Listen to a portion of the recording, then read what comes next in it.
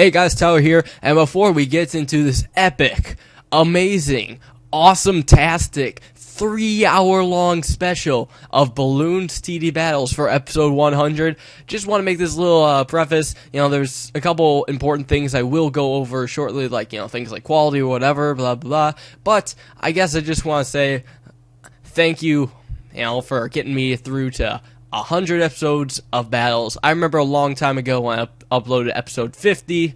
It was amazing. It was my first super long special video, and I only had about 600 subscribers then. But within a day, that video got 100 likes, which is like 1/6 of my subscribers liked it, which was just absolutely amazing. I'm not asking for if you translate that to now, it'd be like 1,200 likes or something. I'm not exactly asking for that now, but what would be nice is if you did enjoy it, or anything, if some part of it was interesting or cool or funny or whatever, let me know. I really appreciate your guys' feedback and support and anything. It's just what keeps me going as a YouTuber. And nevertheless, I'm not going to hold you back too long, but all I gotta say is Chris eats poop. Ladies and gentlemen, boys and girls, men and women of all ages, welcome to Bloons TD Battles episode 100. Finally, after 2.5 freaking months, it's finally out after all many delays and random crap that's been holding me back and blah blah blah. Finally able to record it, and well, just gonna say, we're looking forward to a pretty exciting episode here. No specific goal for this one. I originally wanted it to be on this backup account, and I would go for Unstoppable on here. However, that's what I tried 2.5 months ago, and I got to 13-0, and I ran out of time. And I decided not to do anything with it, because there's just so much slow-mo within it. So I'm going to hope there's not too much slow-mo here. I'll play through most of the games, but if it's just absolutely ridiculous, I'll end up just quitting, I guess. So, yeah, also I got a lot of stories to tell, a lot of questions to answer, and really this is just going to be a pretty fun episode overall. First things first, I have absolutely no idea why I have 36 out of 50 battle energy. The last time I played battles on this account was 2.5 months ago when I was filming the original episode 100. Why is my battle energy not completely refilled? What the heck? Whatever's, I still have a free energy potion here. I probably won't even be able to record this all in one sitting, but the idea will be pop till I drop. So basically, I'm just going to be playing battles for a long time until, either something weird happens or if I just get exhausted and literally drop. So, yeah, let's get going into this. Before I say anything, or before I even go into anything, just want to say this is on my desktop for a couple of reasons. Also, man, what up with that? What up with that? Seriously, I don't know. Also, did I really get the Boomeranger on this? I could have sworn I got 4th tier attack shooter. This is so weird, actually. Well, I guess I won't get on this map. I don't know. I forget exactly what I did way back when I did play this, so maybe I'm just going crazy. If you do want to upload those original 13 games, granted it'll probably only be 10 or 9 because I'll cut out the ones with the slow-mo in them. Let me know. But okay, yeah, we are on my desktop for this one. Why, you may ask? One, because, well, it's just gonna be a lot easier doing a long video on a place where I can, well, just do stuff on, if that makes sense. Excuse me. What I mean to say is, well, it's just a lot more comfortable using my mic right now, and also it's just a lot easier to multitask on this thing. Also, I have a mouse on here, which will come in handy quite a bit. Also, not to mention, I will not have time to upload a 3-hour video, or however long this turns out to be, in 1080p HD. Because here's the thing, the last video I uploaded in HD was about 25 minutes. That took 2 hours to upload. Not just because it was in HD, but because I had to upload it over my Wi-Fi. you know, which is even worse internet than my computer. I cannot afford to take like 20 hours to upload a 3-hour video. I'm sorry, guys. You're gonna have to sit through 360p this time, but I mean, it should be fine. You know, 360p really isn't that bad. Like, I still don't mind it at all, even though I played like for 8 hours straight on that HD or whatever on my laptop or whatever. But yeah, hope that's okay with you guys. I'm sorry, but general rule of thumb, how it's gonna be for now, long videos are gonna be uploaded on this, just for the sake that I can actually get them up. Like, if I tried to record and upload it on my laptop, it would never ever get up, just because the sheer amount of time it'll take. Also, where am I going with this? What else? I'm trying to think, hold on. Oh, like, things like, say, strategies, like how to beat a certain map. Like, say if there's another map like Zengarde comes out, so I'm like gonna try to make a strategy, a pro strategy, or if I'm doing something insane like cam grow assaults or something like that, which is basically camo regrow assaults in Bloons Monkey City. I'll be doing it on here because I'll need my mouse to be able to micro. Granted, that might change once I get like some sort of mouse for my laptop, but for now I'm just, you know, whatever. Also, then pretty much everything else will be filmed on the laptop, because, I mean, there's nothing wrong with, you know, the HD that comes with it, and, where else am I going with this? Just other stuff with it, I suppose. I'm not exactly sure where I'm going with this. I'm already doing bad at talking. We're only 5 minutes in. Sorry, guys. Whatever, I gotta get my snurper up. Shoot, I'm just totally losing my train of thought. I'm so loopy already. It might even drop at like 6 minutes or something. But, yeah, I'll try to do everything else on my laptop where I can just get good quality. So, I mean, it'll be like average length videos and stuff. For now, I'm just going to try to get a system going. And I'm kind of happy for the laptop that I've actually been able to get, like, Camtasia up and all that. I'm happy all that worked out, because I didn't expect, you know, that I'd be able to get this stuff to work on the Mac. I didn't really think I'd be able to get, like, a good recording software and editing software. And oh my gosh, he's almost dead. I wasn't even paying attention. Okay, that's game one. Right there. Taken care of. So yeah, I got, you know, Camtasia, editing software, and recording software on there. I'll probably buy the full version eventually, or that, to, like, you know, get a serial code off the internet, but don't tell anyone I said that. But, yeah, I might be doing that eventually. So, yeah, we'll be fine with all that editing stuff. Also, why are we getting such, well, I mean, I guess it kind of makes sense. I'm a new player. Mega Austin 01. Maybe he just has a bad computer. I mean, it's really unfortunate when that happens, sadly. Should I go with this? I'm gonna see if I have 4th tier attack shooter. I'm almost positive I bought 4th tier attack shooter when I was playing this before. If not, that's gonna be the next thing I want to get. And generally, if you're starting off the new account, you're gonna want to get 4th tier attack shooter, like, first thing. So, yeah, also for this episode, I have planned a bunch of stories I want to tell. I have a couple really cool, really long stories. Well, I mean, not like super long, but, you know, some that'll take up a decent amount of time. And, of course, all the questions you guys were going to ask me. Yeah, I'll be looking forward to tell, like, all the stuff and all the stories associated with that. I'm not quite sure exactly when I'm gonna start. Maybe I'll do like one more game, then I'll get into all the stories. But really, this should be the length of a live stream. Since I mentioned that, live streams. If I live stream, it would actually probably be from my laptop. Because I think Twitch did some kind of update or something that you need like a certain graphics card to live stream, which kind of stinks. And my certain desktop does not have that graphics card. Or, I mean, you know, or a modern graphics card. So, in long story short, my desktop sucks. Either I won't be doing it on Twitch, or I'll be doing it from my laptop. And he forgot his boats. Okay, fine, you win. Oh my gosh. You don't surrender. You can at least try. Ah, come on, buddy. Well, yeah, you can't be so quick to surrender. You can always hope some way, one way or another, you can win. You just don't surrender unless if it's like extremely laggy or something, or you have to go. I don't know. But if you think there's some chance somehow that you can win, don't surrender. Because, I mean, yeah, there's always hope. So anyways, that's been taken care of. Let's get to the stories. Why not? first story I have like a small list off here to the side with like, you know, everything I want to talk about, all that. Battle River. Now let's see if we have 4th tier. But yeah, I have a bunch of stories and all my questions here just on this list on the side. It's quite beautiful, actually. I like this list. I think I could bond with it quite well.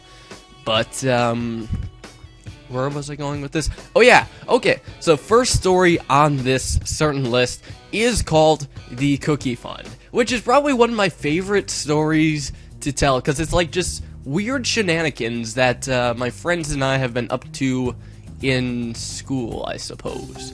Very weird shenanigans. So first of all, let's just get this 3rd tier. I want to settle this once and for all. Do I have 4th tier attack shooter? Yes, I do. Okay, sweet. So I'll be doing a Ring of Fire strategy. Anyways, I cannot stay on topic. So what's been going on is this all started last year when I noticed around my school that there's like just a bunch of change lying on the ground. Like every 10 feet I walk, I would see a penny lying somewhere on the ground. I'm like, oh, okay, I'll collect that. And I would just stuff in my backpack and stuff. And, you know, I would start saving up quite a bit. Because first there was, you know, just that penny. But then, eventually, there'd be some dimes, some nickels, even some quarters just laying around. And everybody at my school is apparently like too snooty or just not observant enough to pick it up. So I'm like, okay, bunch of change, like, why not? So I take out, I store all my backpack, I show my friends, I'm like, hey, wow, I got like $1 in change I've just found off the ground at a school. Like, dang, that's pretty cool. So then it kind of goes into my friends are finding change on the ground, and they just give it to me to store in my backpack. And then it just comes one day at lunch period at school. I forget exactly how this came up, but long story short, we decided, hey, let's save up all this change and go to the cafeteria at like the end of the semester and buy cookies with it. That's right, we plan to take like a bunch of spare change, go to our cafeteria, and buy cookies. Which, I mean, it seems like a good idea. So, I mean, eventually, we're not just taking money from just that we find off the ground. No, we're going for like money that we see, that we like just get change from, like random pennies and stuff. Also, sometimes we're going to the bank and like taking $1 and exchanging it for just pennies. It's like, okay, we are going to piss these cafeteria ladies off big time. Because here's the thing, with like a bunch of pennies and counting that up, it takes forever to count, and guess what? We'll be holding up the line. So that's like our massive mischief thing out of it, and decided, well, it's gonna be kind of fun actually. So, you know, we're saving up every now and then throughout the semester. We're just periodically counting the change and stuff, see how much we have. You know, we're putting it on the table, and it eventually becomes like a massive pile. Like, it takes 4 or 5 handfuls for me to grab all of the change on my backpack and put it on the table so we can count. And that takes up like our whole lunch period. And oh my gosh, he has a balloon jitsu. Dang, son. Also, now he's sending black balloons at me. I should probably do something about that. Hopefully this should be enough. If not, I'll get a tack sprayer up. Yeah, I'll get the tack sprayer. I'll feel more safe with it. But anyways, though, we're saving up quite a bit of money and all that. And, you know, for my birthday, I got like a bunch of pennies, because pennies are the most valuable. One, because they contain zinc, which I'll get into that later. I'll tell about that later, I suppose. But also because for what they're worth, they take the longest to count.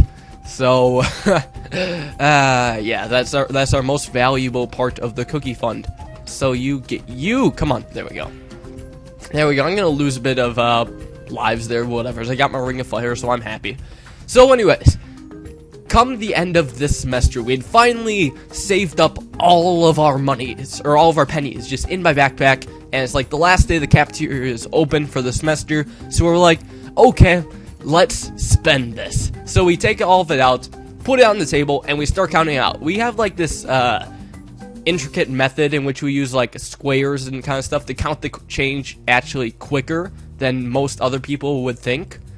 So yeah, I mean, we definitely need to do it quick because the lunch period was kind of short that day, and you know, we wanted to get this taken care of. And after we counted out, we found out that we had $12.60 in change, and cookies at our cafeteria are 50 cents a piece. With tax, unfortunately. Our cafeteria actually charges tax. What losers, I guess. And with all that, we would be able to buy 23 cookies from our cafeteria. Let me let that sink in. 23 cookies from our cafeteria. Like, holy crap, that is a lot of cookies. I'm like, okay, we're gonna get these and we're gonna share them with our friends and all that stuff. It's gonna be all dandy or whatever. And also, he's so screwed. Bye, dude. But, yeah, like, this is gonna be freaking great. So, after we all counted up, I go to the cafeteria to get, like, a food tray. Super Monkeys Can't Pop Ledge, what are you doing? Are you high or something? Get back in your corner. No. Oh my gosh. Also, how is he? I guess he has Super Monkeys unlocked too. What are you doing? And he swears at me. Come on. They are lead balloons. They're not that hard to defeat. Like, look. Seriously, Chris eats poop. Deal with that. Okay, but anyways, back to the story. I keep going off on these tangents or whatever. I don't know why, but yeah. So we go to the cafeteria, we get a food tray and bring it outside so we can contain our change in it. We need an entire food tray to hold all this change because we don't have like a jar or anything like that. We have to use a food tray. So that after that, grab the food tray, grab my friend Liam, and we head inside the cafeteria together because we are going to get cookies. So we go that, we get another food tray and basically pile that, like completely fill it with cookies. 23 cookies, that is. So then we go to the register. There's two cafeteria ladies, one who's generally nice, one who's not so nice. So we want to screw with the one that's not so nice. So what we decide to do is go to her, because she's like always in a crabby mood, this one cafeteria lady. So yeah, we're gonna mess with her, I guess, hold up her line, make her angry. So, you know, we're standing there, we're kind of like, there's 3 people or so in front of us. We overhear, like, she's already angry. She's like, why did you give me a 20? Now I have to count out all this change for your stinking 20. Why can't you just use your ID card? And, yeah, so she's absolutely pissed that a guy's bringing in a 20. And she has to count change for it. So we're like, oh boy, she is going to be so pissed. And sure enough, we get to the front of the line. She sees our tray coach. She's like, what the fuck? She's like, oh my gosh, she's just flipping out. It was insane how pissed she got. Like, she was absolutely screaming and like, well, I mean, not like screaming. It wasn't like a childish tantrum, but she was just upset. Like, yeah. Wow. Insanely upset with what we had there. And also, I'm gonna get this guy up pretty soon. There we go. Where else was I going with this? So she's like, okay, what the hell? All of you in line, go to the other cafeteria lady, because I'm just not happy right now. So what she does, she takes all of our change and all of our cookies and brings them, like, to the back, to the kitchen. Like, oh, crap, she's just gonna throw it out. There goes our entire cookie fund. So then we're just standing there, we're waiting, because she doesn't tell us to do anything. And we thought, you know, she threw it all out and stuff. And, you know, we're looking at it, and we're just waiting. 5 minutes later, she comes back. She's like, yeah, we got 4 guys in the back counting up your change. You'll be ready shortly. So, essentially, we shut down the entire cafeteria so they could count our change to buy cookies with. Which is just absolutely amazing. You know, they couldn't really, nobody else could really buy food. Anyone else who did buy food just went to the other cafeteria ladies. I mean, they weren't, like, too much out of it or anything, but, yeah, that was just absolutely amazing, I suppose. Where else was I going with this?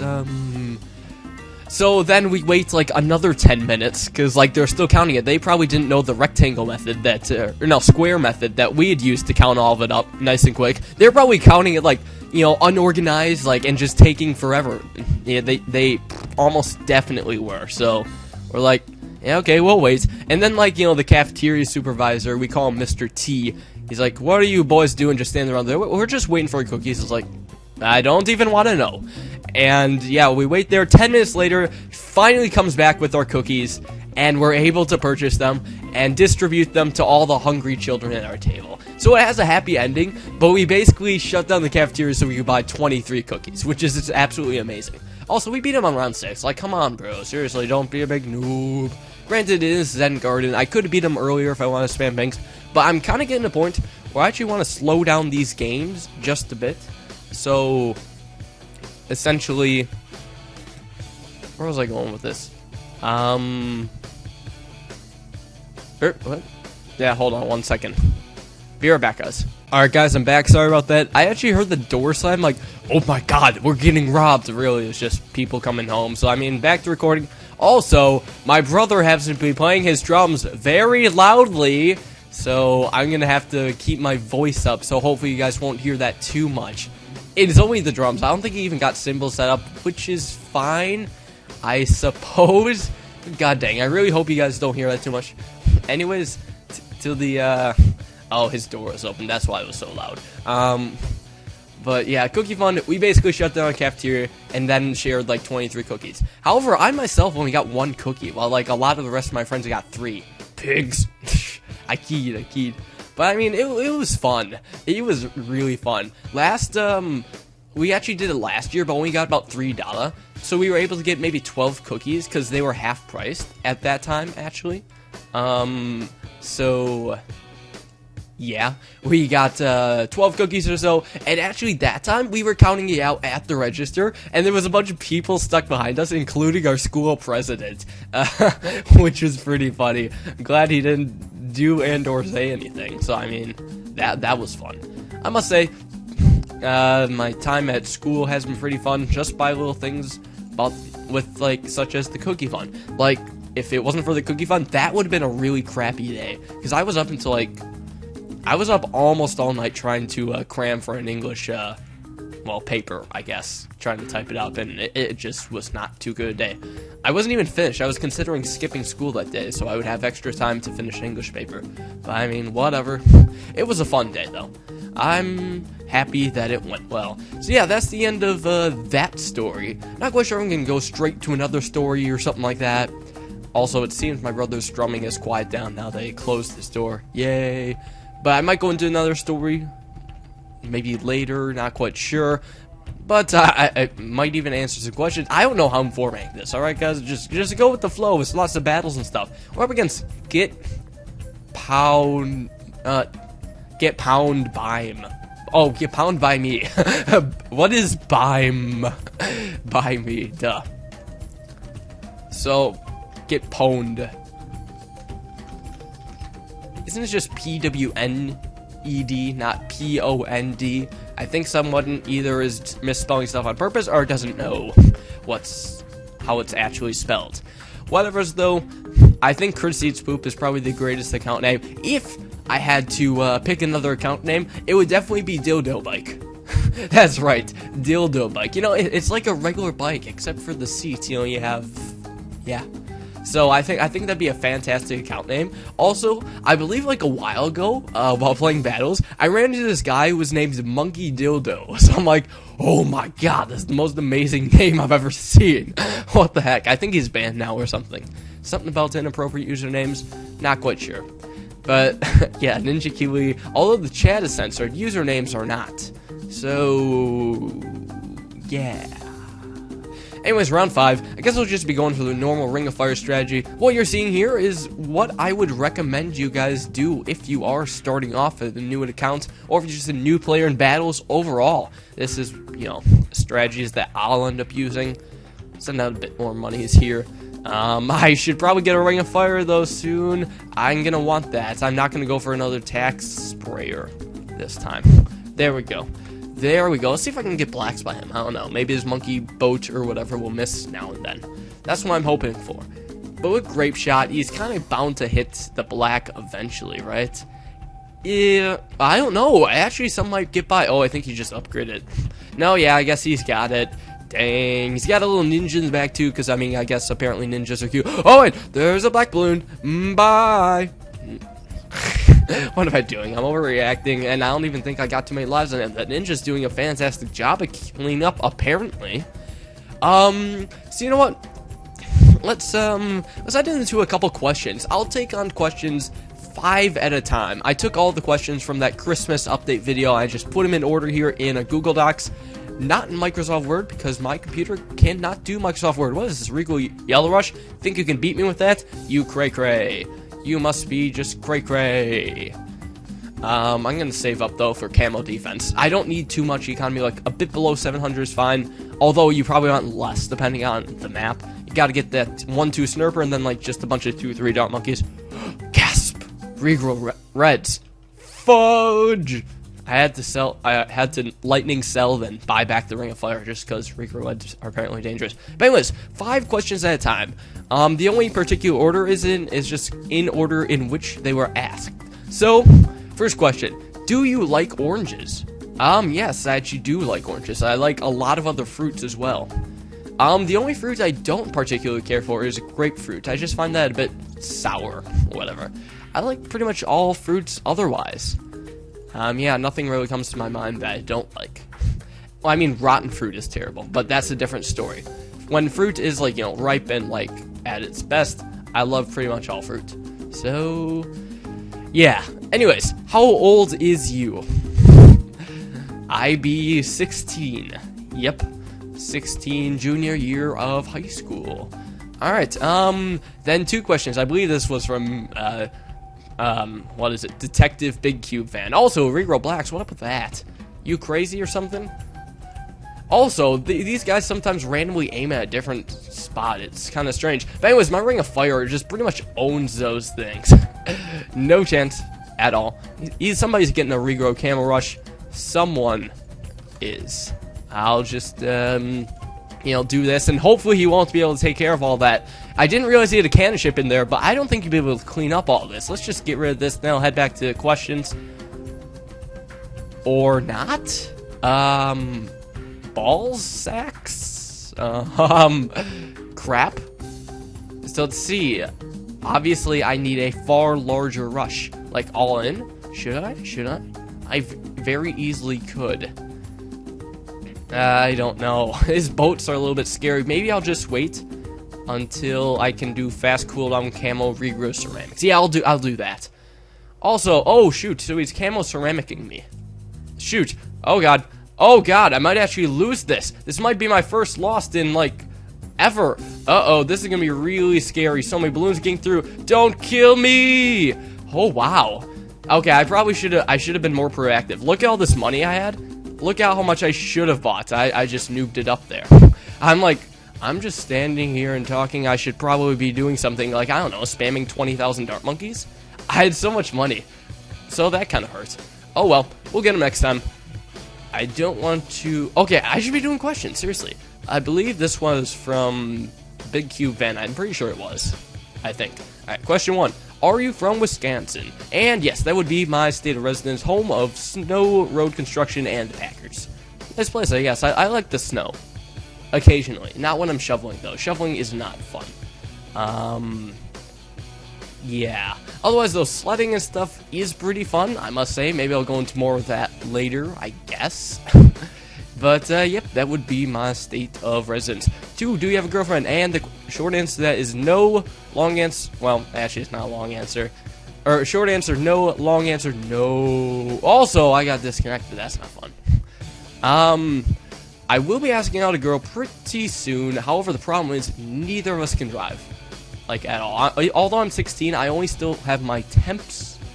So sadly, I can't really drive her around or anything like that. That's just kind of the big brick wall, I suppose. We could do stuff together, but I guess, you know, it'd be hard to, especially considering we live, like, you know, 30, 35 minutes away, and, you know, it'd just be a pain in the ass for the parents to drive, whatever. Anyways, though, we're on cards. Maybe I'll try this time, maybe I won't. I'm not quite sure. Actually, let's go with the... What do I want to do? I'm going to go with the tax shield still. I like the tax shield. I don't know why. Just Ring of Fireman. That's something you want. Ring of Fireman. Yeah. Fireman. Alright. Let's get this going. And, cannon. Wait. I don't know what I'm doing, guys. Let's start with the Ring of Fire. Just you here. Because, I mean, why not? It doesn't do too bad here. and I'll give that a try. Tack sprayer up, and then I'll get you eventually soon. So yeah, that's 4 questions. 5th question, what are American biscuits? Because they look so different to British biscuits. I actually had to look that one up. I'm like, wait, so there's a difference? So, like, first thing I saw was a Wikipedia article. I'm like, whoa, that's different. So apparently British biscuits look more like some kind of graham cracker, sort of. I don't know. Is it fluffy or something like that? But essentially American biscuits, it's like very fluffy bread. Good with gravy and possibly butter. Well, yeah, definitely butter. Sometimes honey. But yeah, American biscuits are just fluffy bread, pretty much. Strange question. And also, all Sham here, he needs different towers, I suppose. I was hoping to have like a super uber, like, you know, 50-0 win record. But I mean, if I'm playing as stupidly as I am, I'm probably kind of like 17-17. So I mean, whatever is played, pop till I drop. It rhymes too. So anyways, that's my 5 questions. I had no idea that British biscuits were different before today, so I mean, I guess we all learn something new every day, I suppose. Also, it looks like I'm kind of beating this guy up with the economy balloons. Barely. I think he's barely off, but he's going to have problem with blues. I think he'd do fine against the pinks, though, because he got those snurperies, he got a tack shooter, and a ninja. All they're great against fast balloons. So let's see how my tack shooter does. Oh, okay, it's fine. It's fine. It's not too big a deal to... Oh, that might hurt a bit. I'm going to go for a second tack shooter then. Right next to the first one. And probably make it a sprayer. Well, actually, no. He's going to probably lose before I will. Hopefully. Hopefully. I better not lose to a guy 0-2. But, yeah, I'm not quite sure when I'll get back to questions. Again, we will find out later. After I beat this guy, possibly. There we go. Okay, so we have 9 battle energy now. I guess that came back. I'll probably be able to do like 2 more games. Then I'll have to go for the small energy potion. Although, I could do this too. And I actually probably will. Oh, wait. Let's just check my towers and balloons. See if there's anything I could buy that's useful. Yeah, not so much. I still have to wait for 250 battle score to actually get anything useful. I'm not going to go for boats. Just because they, aren't usable on all maps. I'm generally fine on camo detection with dart monkeys and snurpers, except for that one game where I played things stupidly. So you know what? Let's get you. Zesty Max Energy Booster. Not only that gives you 10 battle energy, but it also expands your max battle energy by 10. So definitely try to get those as soon as you can. It helps you play for longer, quite a bit. Alright, so while we're waiting for this next match, why not go into another story, I suppose? Although this isn't as much a story, this is actually just a bit of a passing... Oh, Mondrian. That's a different map. Let's give this a try, I suppose. Same loadout as usual. Not gonna do anything too crazy. But, I don't know. Shoot, I forgot if I've told this already. I've told of like a lot of things in the past, but I'm trying to think. Have I told the sledding story? I don't know. Well, I guess just short mini story, I suppose. A couple of days before Christmas, a friend, brother, and I went sledding. If it sounds familiar to you, whatever. I bet there's like some who haven't heard this one. But anyways, yeah, we went sledding. Just at a hill by my house, and before then, I was like, sledding's fun. I've gone as, a kid or whatever. It's been a nice kiddie joy and all that. But some might think that, like, sledding's, I don't know, it wears off after a certain age. But really, as I found out, since we're in Wisconsin, we have the greatest sledding hills ever. Like, this isn't like, like one of those tubing ones. I mean, I know we have those too, quite a bit of them. But like half a mile from my house is probably the greatest sledding hill, like within 50 miles or something. It's just absolutely gorgeous. So what it is, it's just at this park that recently came within walking distance. My friend, brother, and I walked there. It was actually pretty freezing and a longer walk than we expected. We had to make a cut through a couple fields and stuff. Not too fun, But we got there eventually, and it was like the biggest sledding hill I've ever seen. Maybe 50 feet from the top to the bottom, and very, very steep. So like the first half of it is like a big 25-foot drop or whatever. It's like an actual roller coaster how steep it is. It's pretty insane. Then it starts to level off, or like, you know, becomes slightly less sloped, and it's just the bumpy section next, which is really cool. It's like, whoa, we're picking up speed, then but it's been a lot of fun. We went down there first time. He had like one of those plastic what are those called? It's like a plastic it's like circular, and it's like a wash. I don't remember what it's called. I should know this. I don't know. Some kind of plastic, small, circular sled that you go down on. And first ride down, it just broke right under him. We go down, and when it was at the bottom, his sled snapped in half. Like, that's how brutal the hill was. But it was a lot of fun. I had, like, this foam sled where I would go head first, actually. Also, I want to catch this one balloon. No.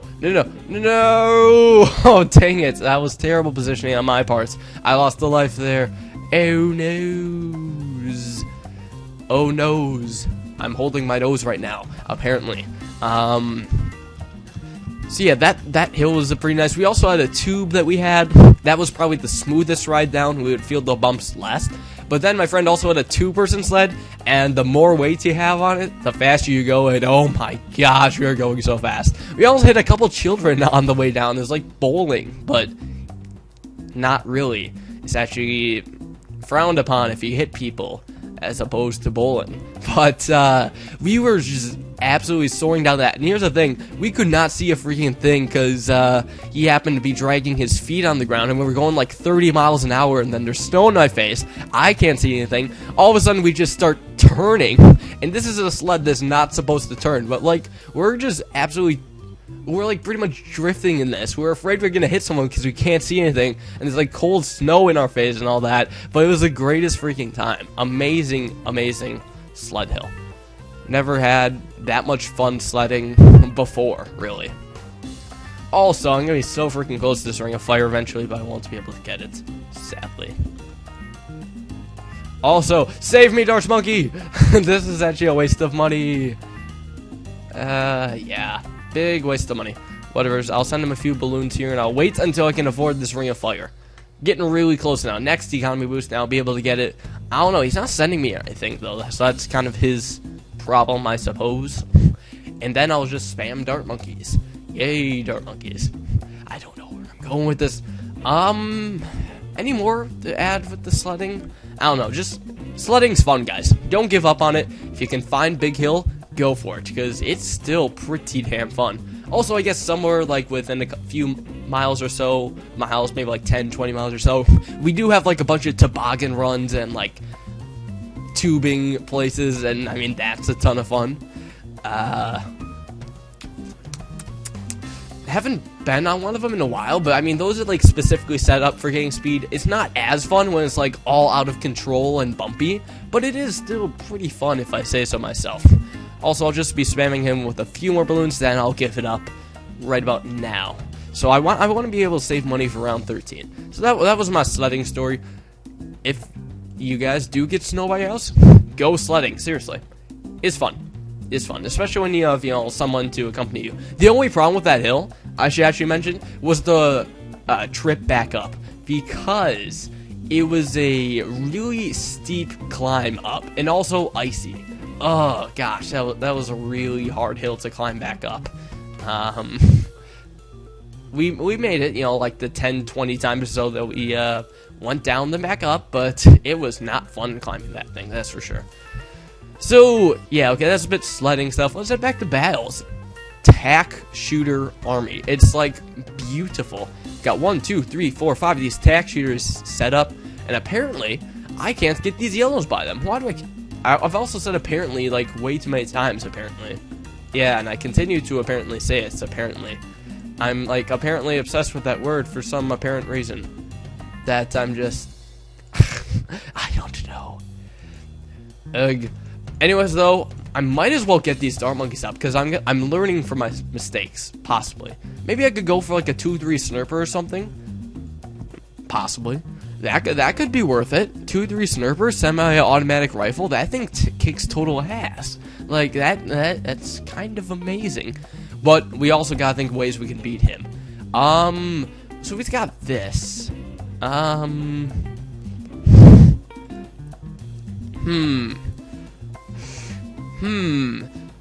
I think I see his weakness. Oh, wait, he just sold his ninja. What's he doing? Camos, of course. Well, the freaking camo balloons, he stands like no chance against him. He is only... Actually, no, he has absolutely nothing that detects camo now. So you know what? Let's send a bunch of camo pings. Because apparently we're like a terrorist when we send him or something. Anyways, though, that's going to be his doom. I don't see him getting out of that, and he didn't. There we go. So yeah, just look for the weaknesses. Like, maybe you might not notice, but say he only has a Snurfer for camo section. Well, send him camos. Even sell stuff if you have to. But don't be stupid and just stand there, because when you're standing there, that's when they attack you, and that's when bad things happen to you. Yeah. So anyways, wait for another opponent. Let's just keep going with this. And we're up against Don's Q on the Mondrian. Same map again. So this guy probably has a lot more stuff than we do. Hopefully we'll be able to, you know, possibly take him down or something with just swag or something like that. That one loss is kind of hurting me, though. I guess I would not have gotten Unstoppable. I still have the opportunity to get Unstoppable, just not right out of the get-go.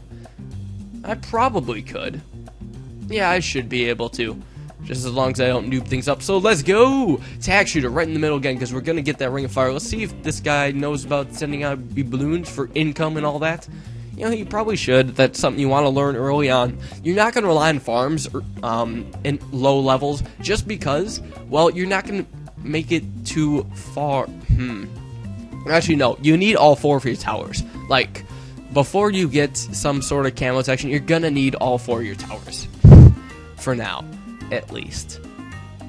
I hope that kind of makes sense. I'm trying to make sense in my head. But really, I've just been so loopy today, I don't even know. But, I mean, you know, if I was on the laptop, I would probably be even more confused. I'm like, oh my gosh, this trackpad is like, ugh. But surprisingly, the trackpad on my Mac actually isn't even too bad. So, I mean, I've been able to micro decently on it. Yeah, I don't know, I like it. Anyways, how about we do some more questions? I'm just starting to get weird if I don't answer questions, so I probably will for now. Then I can do more stories with later.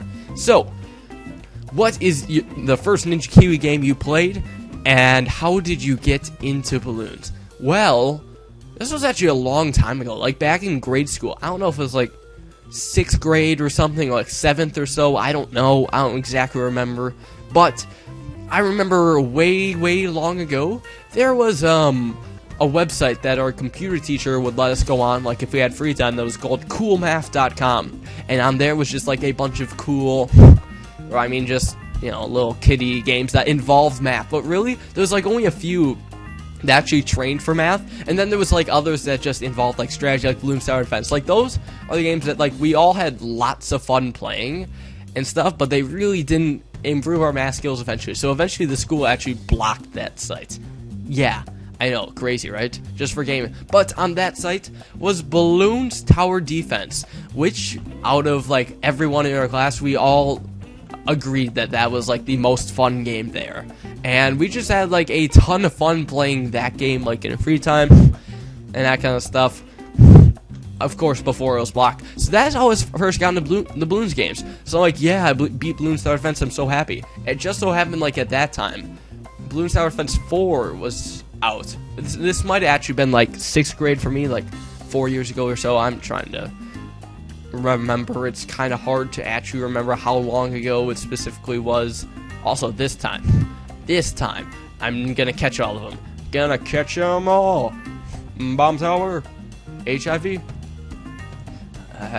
So yeah, at that time, Bloons Tower Defense 4 was also out. So like later, after like playing Bloons Tower Defense in the computer lab, you know, we'd all come back to class, and we had some time, so we were using the class computers to play Bloons Tower Defense 4. I'm like, whoa, that's new. I'm like, what is that, the second one? They're like, no, it's the 4th one. I'm like, holy Jesus, I'm far behind or something.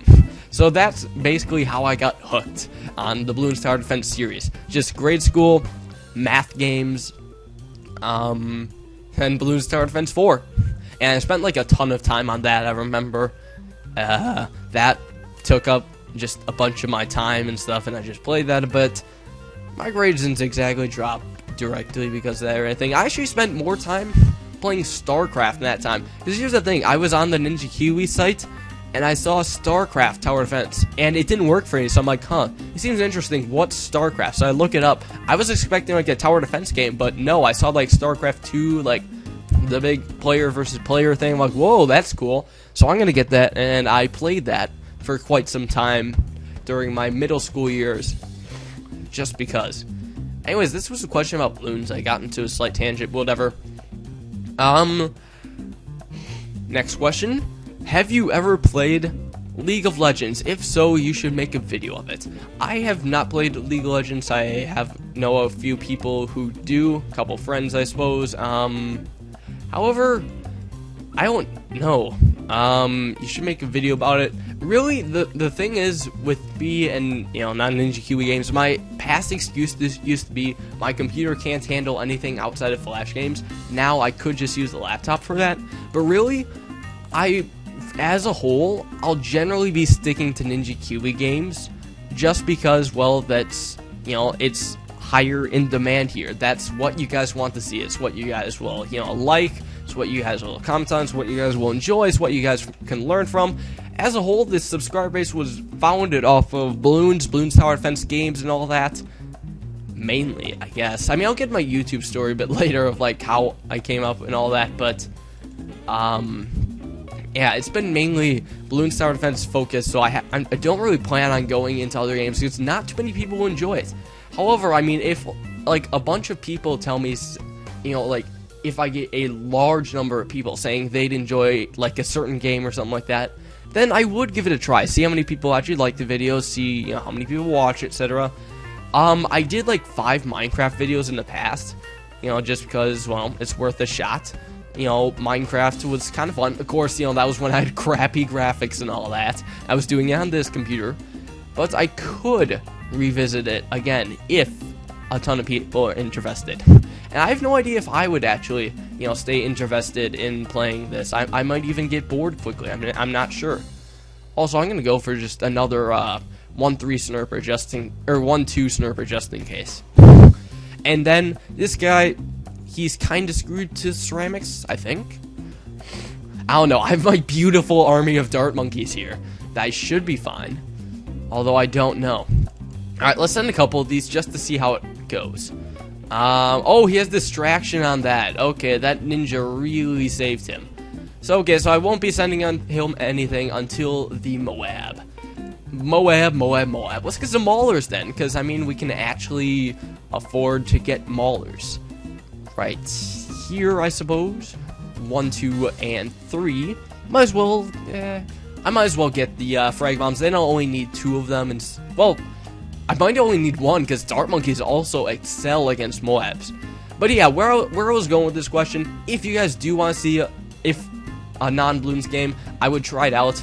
If I enjoy it, and if you guys enjoy it, then I might actually make it a thing. If not, then back to Bloons games. I definitely enjoy playing these, and I know you guys definitely enjoy watching them. So, I mean, that's just where I want to stick. It's kind of my comfort zone, I suppose. What is your favorite subject? I'm going to assume school, there. And I'm going to say my favorite subject is probably math. Early on, like, starting in, like, 3K, preschool, whatever, I just was kind of far ahead in math. I really enjoyed doing math. Like, I was at multiplication tables at 5 years old or whatever, while the rest were just, counting and all that. Maybe addition, I'm not quite sure what they learned at 5. But yeah, I just really enjoyed being ahead and stuff. And like in 1st grade, they realized, well, Tyler's doing pretty good in math. Let's move him up to the 4th grade math, which was actually quite an interesting experience. Throughout my grade school years, I was 2 or 3 years ahead of the rest of my class. Now that I'm actually in high school, I slowed down a bit because there's really no point in being super far ahead anyway. But I am the only junior in BC Calculus, or AP Calculus, or Calc 2, depending on how you say it, or how you consider it, I guess. But, yeah, okay, regrow Moab. Let's finish this. But yeah, so I am still a bit ahead, but I mean not as much as before. But I'm fine with where I am. BC Calculus is pretty tough, if I do say so myself. So, anyways, that's there. How did you gain your first 500-ish subscribers? So let's go into the story of YouTube. Also, I think he's about to lose here, unless if you manage to distract those. Okay, phew. I'm like, are you kidding me? Did he somehow distract all of those ceramics? But I guess he didn't. So, phew, good game there. That ninja actually was kind of helpful to him somehow. And we have enough battle energy for 2 more games than whatever's in the store. So let's go. Another quick battle. Yeah. Find another match. So let's go with the story of YouTube. Alright, not just going to talk about how I gained my first 500 subscribers, but I'm going to talk about my entire YouTube story. At least I'll try. Also, this map should be kind of difficult. I'm not quite sure how to do this. Ooh. Okay, so my first experience with YouTube was in the 5th grade, because we had a pretty cool science teacher then, and he's like, you know, for your project, you know, you can make like a PowerPoint or whatever, add music or whatever about a certain biome, and then later I'll take those videos and I'll post them on YouTube. I'm like, huh, what's YouTube? That seems like interesting. Apparently a lot of other people knew what it was, like, you know, besides me, so I felt kind of left out. So I wanted to look into it, like, you know, what's going on here? What is this YouTube or whatever? Seems, I mean, some people didn't know it either, but essentially our group had the desert biome, and, you know, we just did a presentation on that, you know, it was all cool. I don't remember, like, if it was, like, good grade or anything. I don't think that's too important, but, so, yeah, we did that presentation, then our teacher uploaded that to YouTube, as well as the other stuff. And to this very day, that same video is still on the internet. If you want me to, I'll link it. Just remind me, like, in a comment, link me that desert biome video, and I'll probably, like, respond to it with the, you know, with the video in the comments, I suppose.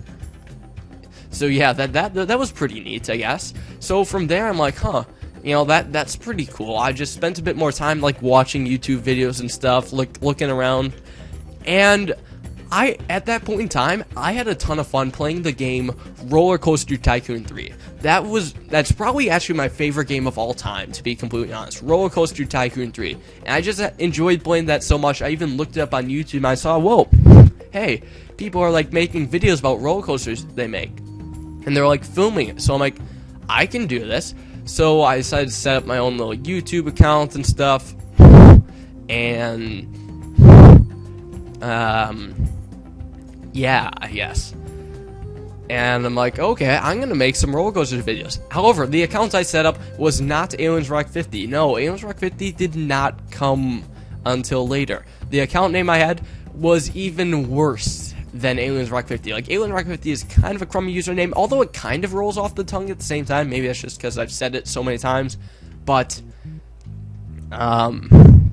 this username was far worse, mainly because, well, it's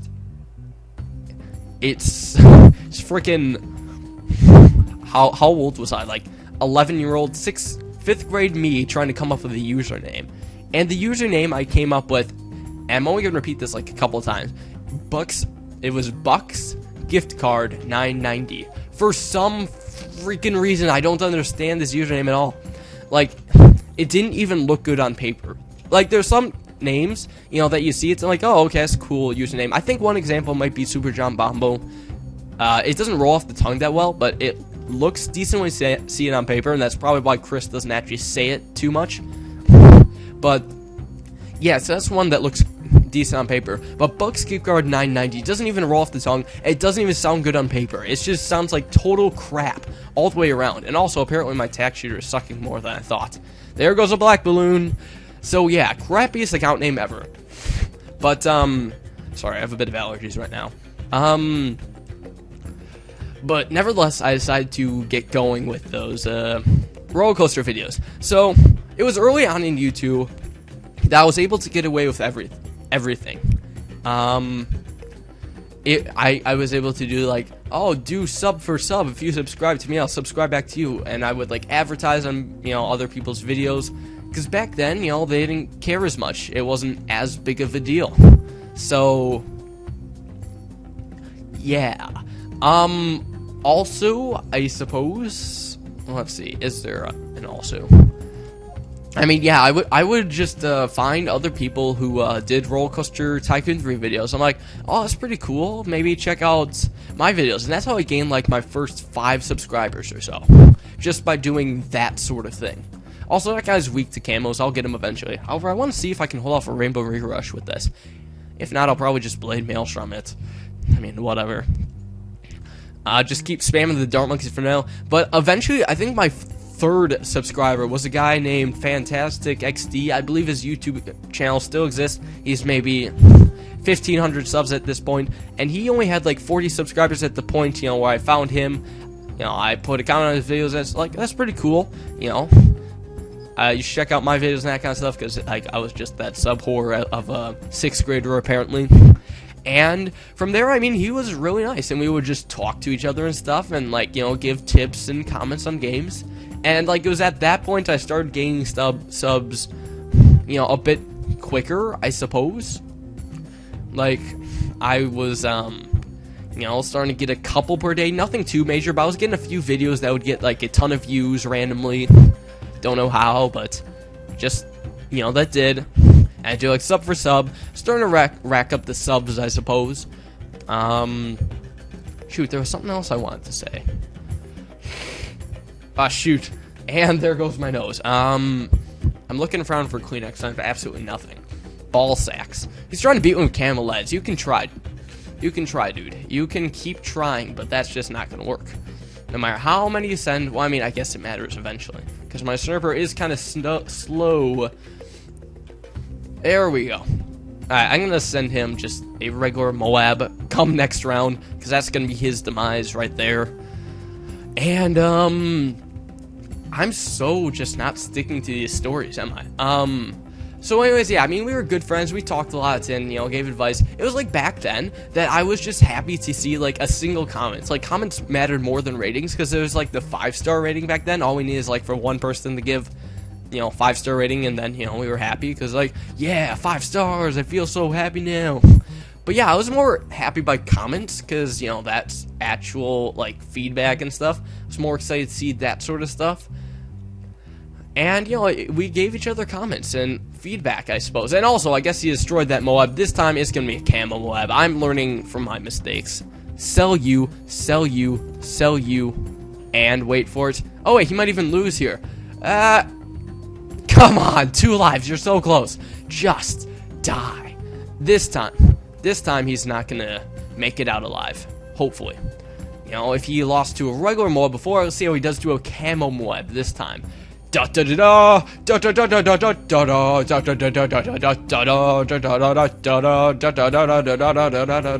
also, back then, it was kind of funny. I would go on, like, Fred's channel, because Fred was, like, the only YouTuber with, like, 1 million subscribers way back then. And I would go, like, if you subscribe to me, I'll subscribe back. And apparently that kind of worked.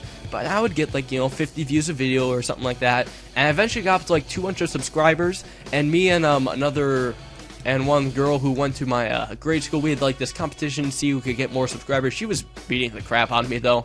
When I had 200, she had like 300 or so, which was like a big deal back then, I suppose. I mean, that's still pretty, not too bad now, 200, 300. And it was at about the time that I had 200 subscribers or so. I'm like, you know, just in case if anything happens to his channel, subscribe to my backup channel, Aliens Rock 50. And I decided to come up with that username. Ayo, because why not?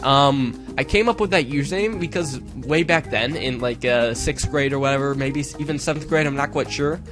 But apparently I was notorious in my grade for having some sort of alien voice, which in retrospect probably sounded more like a dolphin now, and if I tried it now, it would sound like a sheep. But I would do that and like twist it into words or whatever, and yeah, and I just called it like an alien's voice, and I just loved the aliens at that point, so I'm like, okay, I'll just come up with the username AliensRock50, just because. So if you were wondering that, that's how I came up with the username. So from there, you know, I just left in the background, then eventually I got just a bit bored of Roller Coaster Tycoon 3. I went like 2 months or so without uploading any videos. And, you know, because I had like 230 subscribers or so, eventually, like, people were like, dude, where are you? You haven't uploaded a video in so long. I missed your videos and that kind of stuff. And I wasn't even looking at my YouTube accounts. Like, that's how crazy it was. I just kind of stopped doing YouTube. And oh my gosh, he went straight to Ring of Fire because he wasn't able to afford anything. Or he didn't send any balloons. But, shoot, I can't think straight. But, oh yeah, so at the end of the 2 months, I came out on my YouTube accounts. I'm like, I see all those messages of people wanting me to, you know, make more videos and stuff. So I'm like, you know what, I'm just done with YouTube. And I deleted the account. I have no idea why the heck I deleted this account. I have absolutely no idea why I did. Probably a stupid idea in retrospect. But then again, I wouldn't exactly want to be saying, hey guys, Tyler, a Bucks gift card $9.90 here. That just does not freaking work at all. So yeah, I guess, you know, it's like, whatever. I guess I realized it was a mistake when, you know, that girl I was competing against came to me at school and said, Tyler, why'd you delete your YouTube account? So I'm like, oh, actually, in retrospect, that was probably a bad idea. She's like, yeah. But I mean, whatever, I didn't touch YouTube for a while. Then maybe a year later, maybe 9 months or so, I decided to come back to YouTube. And, you know, this Aliens Rec 50 account had like maybe 40 subscribers, you know, because it was a backup account, but no videos on there or anything like that. So yeah, 40 subscribers, no videos. I'm like, you know, maybe I could be able to make it big again. So, you know, I uploaded a couple videos, contacted Fantastic XD because he was probably like, you know, my best online friend at the time, apparently. Yep, there it is again, apparently. But yeah, so I contacted him. He's like, oh, okay, welcome back. So I made a couple Roller Coaster Tycoon 3 videos that you will see. You know, they still exist. They're just some of my oldest videos or so. You can go back, you can look at those. Some, like, very long water slide or, like, big water parks. It was pretty cool. I actually spent a good amount of time on some of that stuff. And, you know, I noticed the Roller Coaster Tycoon 3 stuff just wasn't taking off. So I'm like, okay, I'll try something else, you know.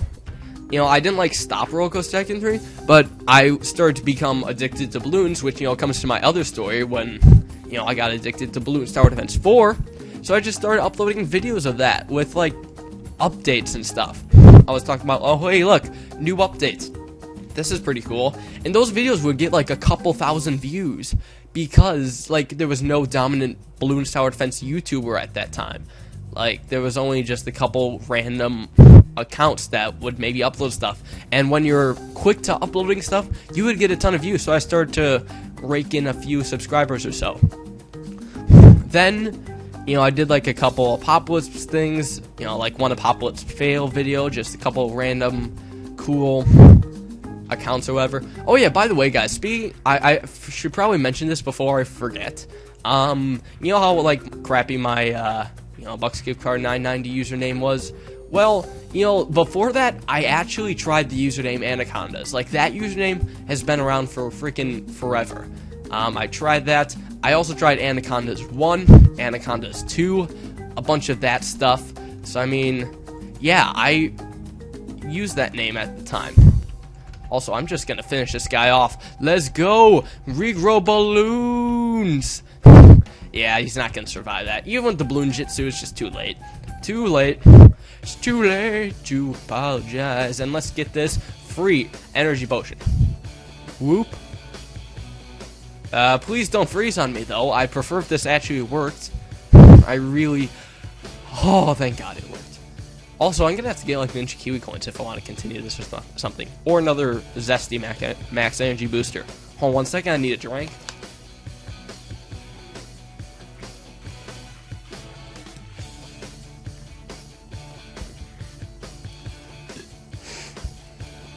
Alright.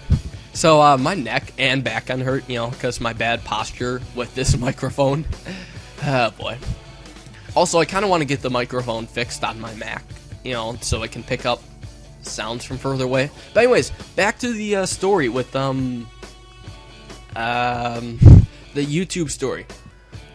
So, Balloons Tower Defense 5 came out, you know, like, in December of, what, 2011? Yeah, December of 2011, Balloons Tower Defense 5 came out. So I'm like, oh, I'll make a couple videos on that. I didn't do like any weird organized videos, but I uploaded this one video where there was like this glitch with Ninja Kiwi coins or whatever that allowed me to just keep using them over and over again, apparently. So yeah, I did that and I uploaded, and that's currently my most viewed video, excuse me, at like, I don't know, like 160,000 views or something like that, and a lot of it's just hate comments and that kind of stuff. Is actually pretty funny. I just like going back to that video for a couple laughs now and then. Boy, we were all kind of stupid back then, whatever, but I guess a lot of people noticed that. Surprisingly, I didn't get too many subscribers from that video, though. I was only slowly gaining subscribers. I had maybe 60 at that time or something. Not quite sure, nothing too major. So, I mean, I made like a few Bloons Tower Defense 5 videos and stuff. Whenever new updates came out, the Bloons Day Device update, that one got a ton of views, like 20-some thousand, maybe even more now, and a couple subscribers for that. But then the first time I actually started doing something regularly for Bloons Tower Defense 5 is the community challenges. And to those who have been around since community challenges, I salute you, because you guys have been around for a freaking long time, and you're like all amazed or something like that. But for those who thought, you know, Chris or Super John Bombo came up with like the idea of like a challenge where, you know, you all try to go for a specific goal and whoever could do the best would win. You know, you thought he came up with that, you'd be wrong. You know, in like March of 2012, I decided to come up with the idea of a community challenge, and my first one was a pretty big hit. It was called Race to the Temple, and the idea was, earliest round you can get a monkey temple. You know, that's it. Like, that was pretty much the only rule, except for, like, no Asians premium specialties, anything weird like that. So yeah, that was like the big challenge. I think the earliest I saw was round 40. Two guys got that. One was actually Super John Bombo himself. I think he actually deleted that video from the internet, though. I'm almost positive he did. And, so yeah, that is kind of what got me going. Like, I would just ask for video responses, which was pretty cool. I'd post it on the archive forums, and like a bunch of people are interested. And that was like my first weekly series. Every week I would upload a new challenge, and it got like maybe 100-some views or so, or maybe even 1,000, I don't know. Quite a few views. And from there, you know, I did that for like a couple weeks in a row, until I stopped, like, you know, maybe in June or so, when people just stopped responding or whatever. Oh shoot, no, I goofed. Wrong hotkey button. Crap, I just bought the entirely useless extra range upgrade. Also, I need to blow my nose. I'm sorry about the nasal stuff, guys. So yeah, the community challenge is where I actually started getting a schedule going. And in between those, I would upload random videos that were, like, cool. Like, beating that Strapped for Cash special mission without special agents. You know the one? You start with 0 money on Castle, and they, like, say, oh, just use special agents to get going. Yeah, I beat that one without special agents. It was pretty amazing. Back then, at least. So I hopefully got a few views. Also, I'm going to try for some layering here. I'm going to wait until I have a bit more money. Oh, well, this isn't probably going to work now, but, I mean, it's worth a shot. So I'm doing this, and then, you know, we'll see how it goes. I'm gonna save up monies now. Whispering. Okay, I bet they actually broke your ears. Not even kidding. I'm sorry. Where was I going with this? So, community challenges, that went well, I guess. I was starting to get up to maybe, like, 80 subscribers or so, I don't know. And I just did irregular videos of, Bloons Tower Defense or whatever. And then I just stopped for a bit more, because I'm like, well, this isn't working. You know, people are starting to care less. Like, there's no video responses to the community challenges I post, so that's a waste of time. And also, video responses don't even exist anymore. Way to go, YouTube. Way to go. However, I will say, then comes September of 2012. Or no. Is it 2012? Wait, it might have been... Shoot, hold on, let me think. Yeah, September of 2012. I wasn't so sure about that one, actually. And also, send him some Camelets. That's his weakness right now. So September of 2012, I'm like, I go into the archive forums, because, you know, I go there frequently, you know, make some random posts about stuff. I'm like, hey, who would be interested in seeing a Bloons Tower Defense 5 live stream? And yes, that is when I had my squeaker voice, but I wanted to do a live stream, just, well, because. Also, let's get Camo Ceramics in here, finish this guy off, finish him. And this is going to be his doom. He can't do anything against Camo Leads. 1-2 Snurper handles him perfectly, whatever. So I'm like, who wants to see Bloons Tower Defense 5 live stream? So, like, a few people were interested, and what I would do with, like, what I did the next day was I went to Twitch, set up an account, downloaded XSplit Broadcaster, and I decided to, you know, get going on live streams. Because, you know, I thought it'd be fun. And I actually had this Guitar Hero mic way back when. So what I did the first time when I live streamed, I actually held my Guitar Hero mic in my left hand and played with my right. That did not work out well because, one, I could hardly play. Two, it came out with terrible quality because, because I was shaking the mic. I couldn't keep it still because I was holding on to it. And, like, they'd hear, like, random static eventually. So that didn't work out. Shoot, I really need a Kleenex. Frick. I wish I had some on me, but I don't. So I did that. And, you know, it was kind of a success. Only, like, 4 or 5 people actually showed up. I mean, which is kind of reasonable. There weren't too many people browsing the forum who were actually interested. But, you know, everyone who showed up was pretty supportive. I will say that. You know, they were chatting with me in the chats. It was fun. We had some great time. We did some random stuff. I tried my best to keep them invested. However, I did have my squeaker voice then. Like, those who have seen my first commentary on YouTube, the Slalom Apocalypse, know that was pretty high pitch. However, this was 3 months before that commentary when I was live streaming with that. Yeah. So, I, you know, had a pretty high voice, but yet people are still interested. So, you know, without them, without their support, I really would not be here today. That is actually what motivated me. So, I actually tried to keep the Twitch live streaming going because it was a lot of fun. I enjoyed.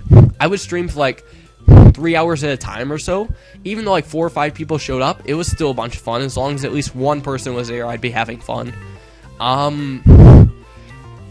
You know, and then eventually I had the idea for a toilet paper mic. It was actually my second live stream when I realized, okay, I need to do something about this. So let's do a toilet paper mic, and it worked, of course. It was actually able to stand on its own. Then I didn't have to lean it up against anything. I could just have this toilet paper mic there. It was amazing. But yeah, so I would live stream pretty much weekly on Twitch. Whether it be like when my parents weren't home or if it was like late at night. Because here's the thing, back at that time, my parents were not happy, you know, about me using the internet. Because, you know, with me playing StarCraft a lot, that kind of brought down my grades. And they just did not like the computer and the internet whatsoever, apparently. So, yeah, I don't know why. Also, I'm playing terribly right now. Jesus Christ. Yeah, I'm gonna just spam blacks it. I don't care at this point.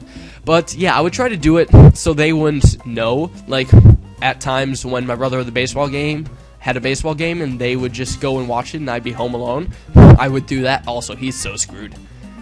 And also, late at night, I would say, oh, I'm just Skyping my friends. But really, I'm just, I was live streaming. And hold on, I'll be right back, guys. I need a tissue. The story will continue shortly.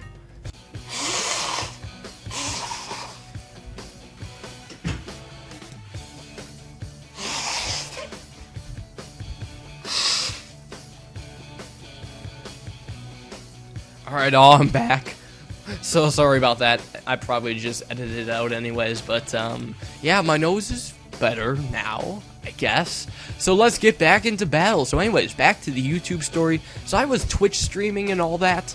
You know, I would just tell them I'm Skyping with friends or FaceTiming, I guess. Well, no, Skyping. I told them I was Skyping, which is random friends. I FaceTimed with friends at that time, but I never actually Skyped with them. So I guess they didn't know the difference, but I was able to get away with it for like a bunch of months in a row, I guess. So I would do that, you know, weekly and stuff. As much as 7 people came or so, I'm like, oh my gosh, 7. I got so excited about that. While I find it funny that now if I host a live stream, I get like at least 100 people. which is pretty freaking amazing. So, yeah, I did that, and I was like, this is really cool. I could, do this more often. I just find this a ton of fun to play a game I like, and, to keep other people entertained at the same time. Also, slow-mo. Yep, my brother's playing drums again, and it sounds like cymbals working now, too, so I can hear that. I'm not quite sure if you guys can, though. Whatever. So eventually, what actually happened is I was actually, watching Super John Bumbo Chris on YouTube. I noticed he was doing some YouTube commentaries. So like, I can do that too. I can do, YouTube commentary. Possibly get people to view it. And yeah, my voice was pretty high then. To me, it sounded like it was perfectly normal. I'm guessing probably the viewers I got were relatively young too, but I'm just absolutely amazed at the support I got. I mean, it wasn't like super duper amazing, but I could try a YouTube commentary or something like that. So I actually did one YouTube commentary before I stopped then, just focused more on live streams because they were more fun to do, and that one commentary was just a slalom apocalypse. And then, I uploaded some videos that I took from my live stream. So, I mean, yeah. I would just re-upload them from my live stream and put them on YouTube. And then, the fateful day when Battles came out in a closed beta for the forums. That was the day that my commentating career actually took off. That's like, okay, this game is a ton of fun. I enjoy multiplayer games, and that would also be fun to stream and to play. I find that a ton of fun. So, right when it's out, I happen to have some free time, and, aka time when I'm home alone.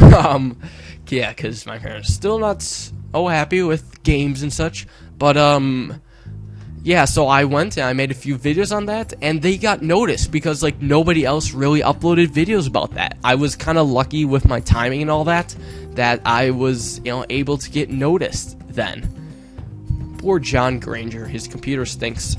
Maybe I'll continue to spam pinks at him. They seem to be doing a considerable amount of damage. Possibly. I don't know, I'm just doing kind of a mix. Where am I going with this, though? I'm trying to think.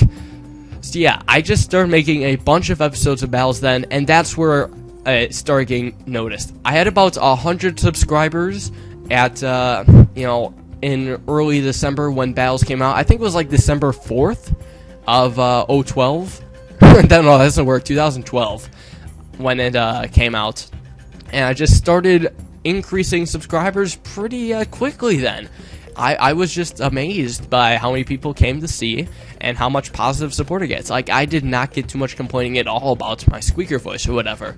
It wasn't exactly squeaky, it was just high. High without a squeak. Because my mic quality was decent. Trying to think. See, pretty much Battles is where it took off. Battles was the only thing I uploaded, or pretty much the only thing I uploaded from when it came out to December 4th to when I got 500 subscribers. And that was actually the first question. How did I gain my first 500 subscribers? Over the course of 4 years, I was able to do it. But really, out of, the time I tried, it was probably maybe 6 months' time that I came from 80 subscribers to 500. The first few didn't exactly watch my videos anyway, since they subscribed, since it was a backup account, and they wanted to subscribe for Roller Coaster Tycoon 3, and also I just realized I have no black bopping power. Shoot. I should probably get this as soon as possible, otherwise I'm boned. Waiting for some money. Just gonna focus this here. At least it's slow so I can react if I have to. So yeah. That's my coming to YouTube story. I guess just from there, my voice got a bit deeper. I was able to make better, more frequent commentary. Spoons Monkey City came out, although that was kind of relatively recent. I've noticed, I've grown pretty exponentially. In the course of a year, from the time Battles came out to 1 year later, I went from probably 500 to 6,900 subscribers, which was just absolutely amazing. I would not have made it that far without the positive feedback and just you guys watching my videos. I mean, it's the feedback that really, made me get somewhere. Like, here's the thing. If you see, a guy with, like, a high voice make commentaries on the video, don't comment unless if it's something positive, because you never know. They could become the next, Big Balloons YouTuber. Like, I mean, if I had gotten, like, oh my gosh, your voice is so squeaky, and just, like, with every single comment, I would have stopped YouTube. I would not have, been here today. So, be nice to people. That's really the best advice I can give. And I guess going to the next question, any advice for a growing gaming channel? For now, at early amount of subscribers, at a low amount of subscribers, post relevant videos, like, epic strategy for a certain map or something, or like new strategy for Bloons Tower Defense 5 map. Not things like, oh, I just played a couple random games of Bloons TD Battles. That's not going to get too many search results. As a new YouTuber, you want to go with kind of videos that'll get search results, Things that'll people will look up in the search bar and then they'll come to you. Hold on, gotta blow my nose.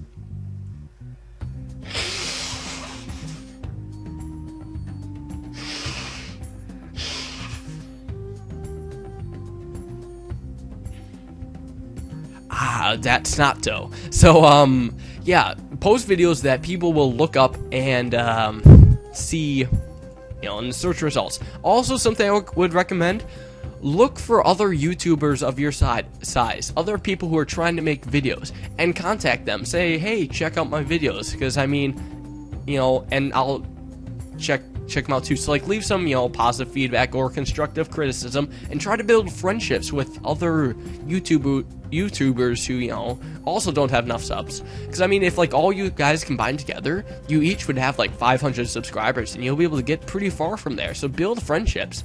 That's some pretty good advice I can give. And, yeah. So that's it with the YouTube story. I still have a bunch of your guys' questions to answer. I will get into them eventually. However, I do have another Tyler story I might want to tell. A school story, I guess. And this one is actually pretty funny, but at the same time, it's not PG or PG-13. It's a bit more out there. I'm not quite sure if I can censor this stuff or not. But beware, it's going to have some stronger language. I'll try to minimize it, I suppose. So this is the story of my English class. Some of you guys might know us from the live stream, but I did not tell you guys the whole story because some stuff has happened after that point in time. So essentially, at a certain age, apparently, there's apparently again, but at a certain age, you in English class, your teachers will start getting more interested in, like, phallic symbols or something like that. Or essentially things that stand for, like, the penis or something like that. I don't know.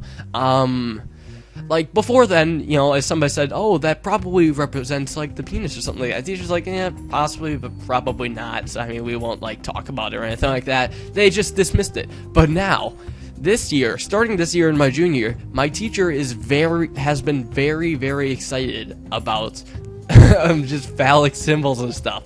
So let's go for story. So in my English class, I noticed things were getting a bit strange. So we were talking about I forget specifically what it was about. It was like it was like a coming of age story about this one girl or something like that. I don't particularly remember exactly what it was about, but it's essentially what was going on in the story was this girl was in the woods. She was just like, trying to find her cow, and she comes across a stranger, and our teacher's like, all right, so here in the story we see a girl alone in the woods with an older man. When you think about a young girl and an older man alone in the woods, you obviously can't help to think of rape. Like, what? No? What? Well, I mean, kind of, but it's like, the first thing that comes to your mind is not, oh, it's rape. No. It's not it, but he's like, yeah, it's probably rape, and also, his gun represents the male genitalia. Like, where is he getting this from? This is this is totally abnormal. We were not expecting that sort of thing, well, really at all. But then all of a sudden he's just talking about male genitalia and stuff. And then later in the story, this girl's to be climbing a tree, and he's like, you know, she has her arms around this large wood, and it's a coming-of-age story, so it's kind of obvious what it symbolizes here. She's just grabbing the wood, and the wood elongates as she continues to climb, like, oh, okay. That's interesting image, I guess. Oh. It's not going to be great for long, though. He's going to be getting some fast cool on Regro Ceramics eventually. Eventually, though. Not quite sure when. Not quite sure when at all. I'm just going to keep spamming my Dart Monkeys for now, because Dart Monkeys are good to spam.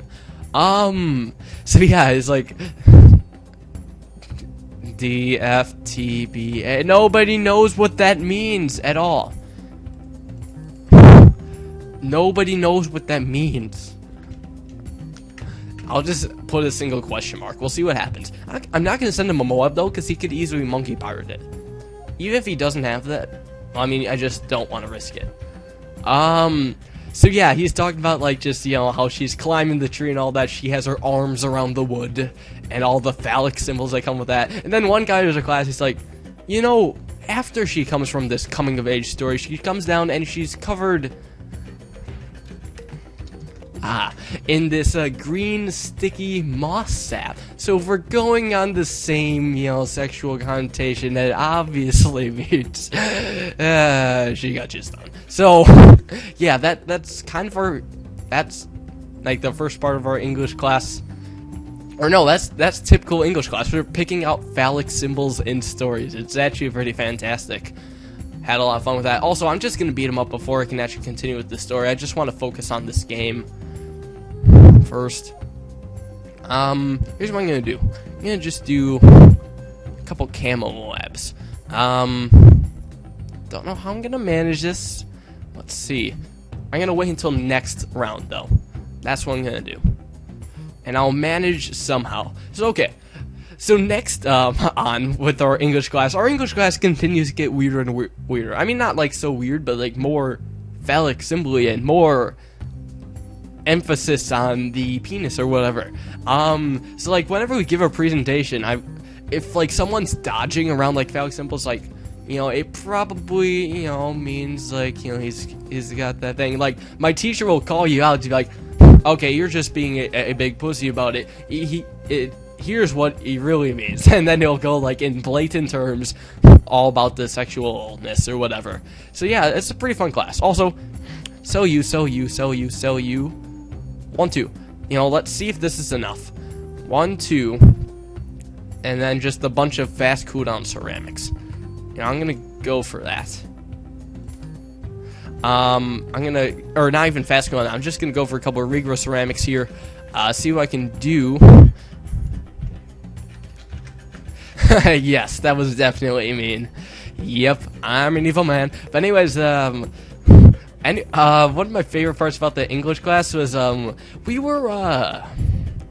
got to watch a couple movies during English class that were quite interesting. We got to watch Garden State. I don't know if any of you have seen Garden State, but it's pretty much an R-rated movie. Also, big time. What is that achievement? Let's take a look. Achievements. 250 battle score. 250, huh? Well, we might as well get the freaking mortar, because that's kind of useful. Duh. Get the mortar as soon as you can. Really, I mean, that's all you kind of need. Maybe Dartling Gun, not so much. You don't need it that much. Just the mortar. I'm going to save up for another Zesty Max Energy Boost. So anyways, I'm watching the movie Garden State, and it's an obvious R-rated movie. It's like, just look for, you know, symbolism or whatever in this movie. Which was kind of fun. Like, the next 3 English classes we spent watching this movie, and we could tell something was up when whoa, also first big lots amount of score person. Well, okay, shoot. Alright, let's try this. Let's give this a go. I don't know if this is gonna work though, that's the thing. So let's give this a try. Now that I have mortar, I'm a bit more safe. Don't need to go to like all that weird Dart Monkey stuff. But anyways, So we're watching the movie, and like whenever the main character like meets someone new, I suppose, like not like meets someone new, but like reunites with a new person, they're always like, "Oh my gosh, man! Like what the? Like I haven't seen you in so long. Like, damn, son! Like what the?" And they'll just go on like that, like they're all high or something, and they just won't. Shut up, like, "Oh man, like what the?" And holy shit, man.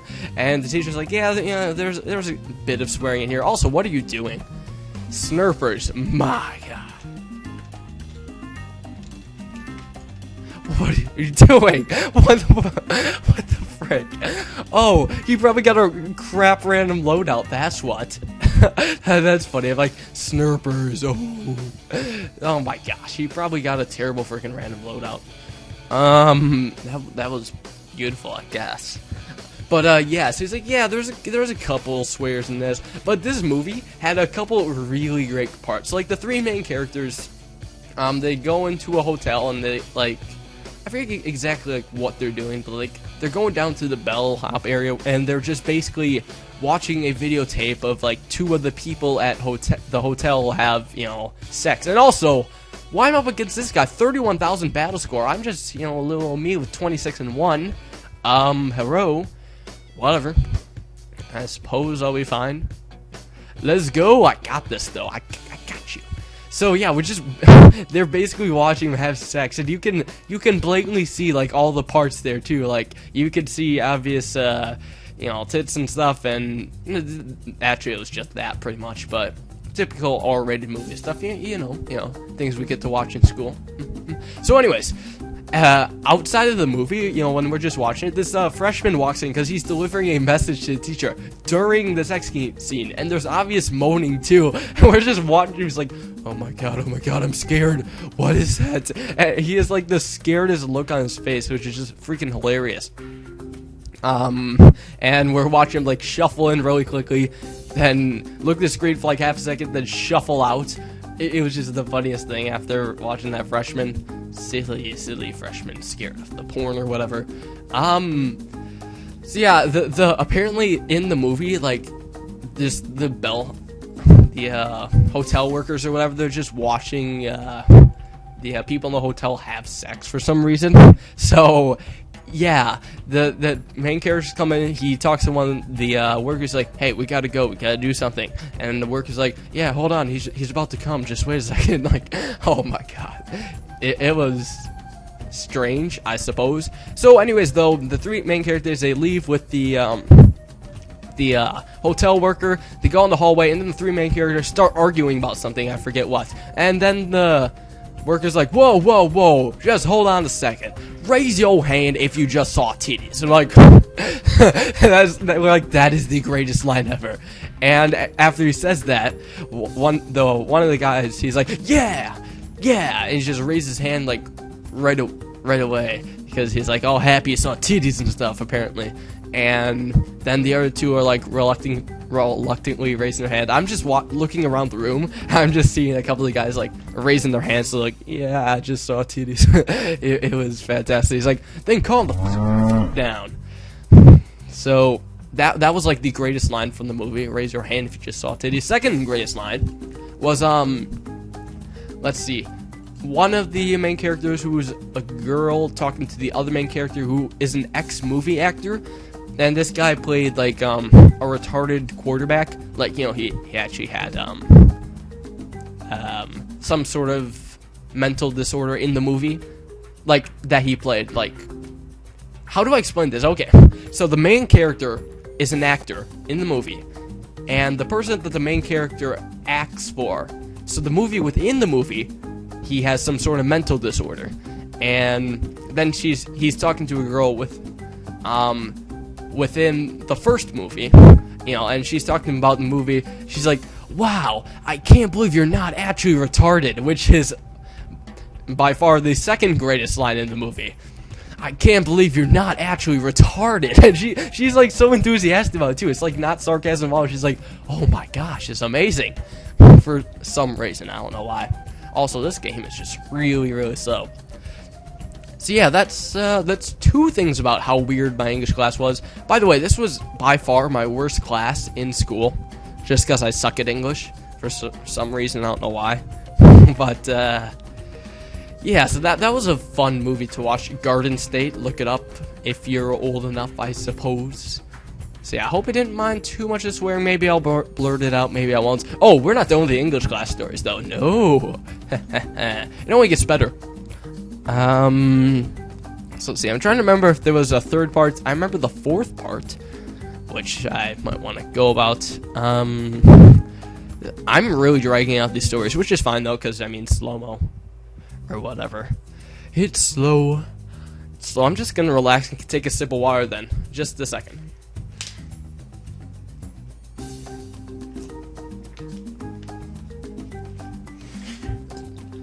So yeah, this is pretty horrible computer. You know what? Let's continue with story time. Why not? You know, slow games are a perfect time to tell stories, so... And by the way, that was perfect grammar. Perfect time to tell story. Yes. So anyways... more English class stuff. Well, something we, decided to, do. This was actually pretty fun. So we were practicing for writing our own, short story, essentially. And the English teacher would, like, give us a couple prompts, and we have, like, 5 minutes or so to write about, you know, whatever, well, not like whatever we wanted, but he'd say something like, an amazing smell, or something like that, and we'd have to, like, you know, take 5 minutes to write a little short story about that, like, use imagery or whatever, or some kind of weird symbolism or something, just to make, you know, to keep the reader interested in this story, I suppose. I have no idea how I would describe it otherwise, but yeah, we would spend time just doing that for like 5 minutes in a row or so. Then afterwards, you know, we would go on to the next topic.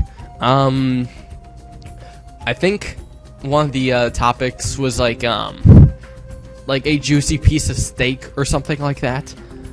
Another was like unlocking a door or something like that. Kind of lame topics. Then like the third topic that the English teacher offered up was kissing, which could result in some fairly interesting stories, if you know what I mean.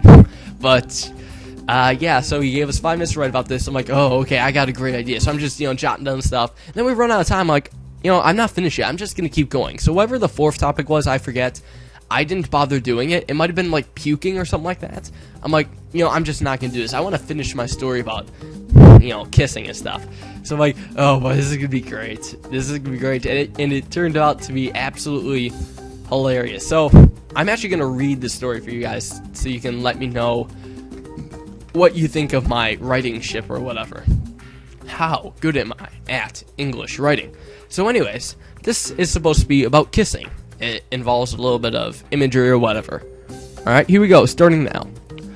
All of a sudden, the room seemed to grow pitch black, and the sound of a drum crept into Raphael's mind.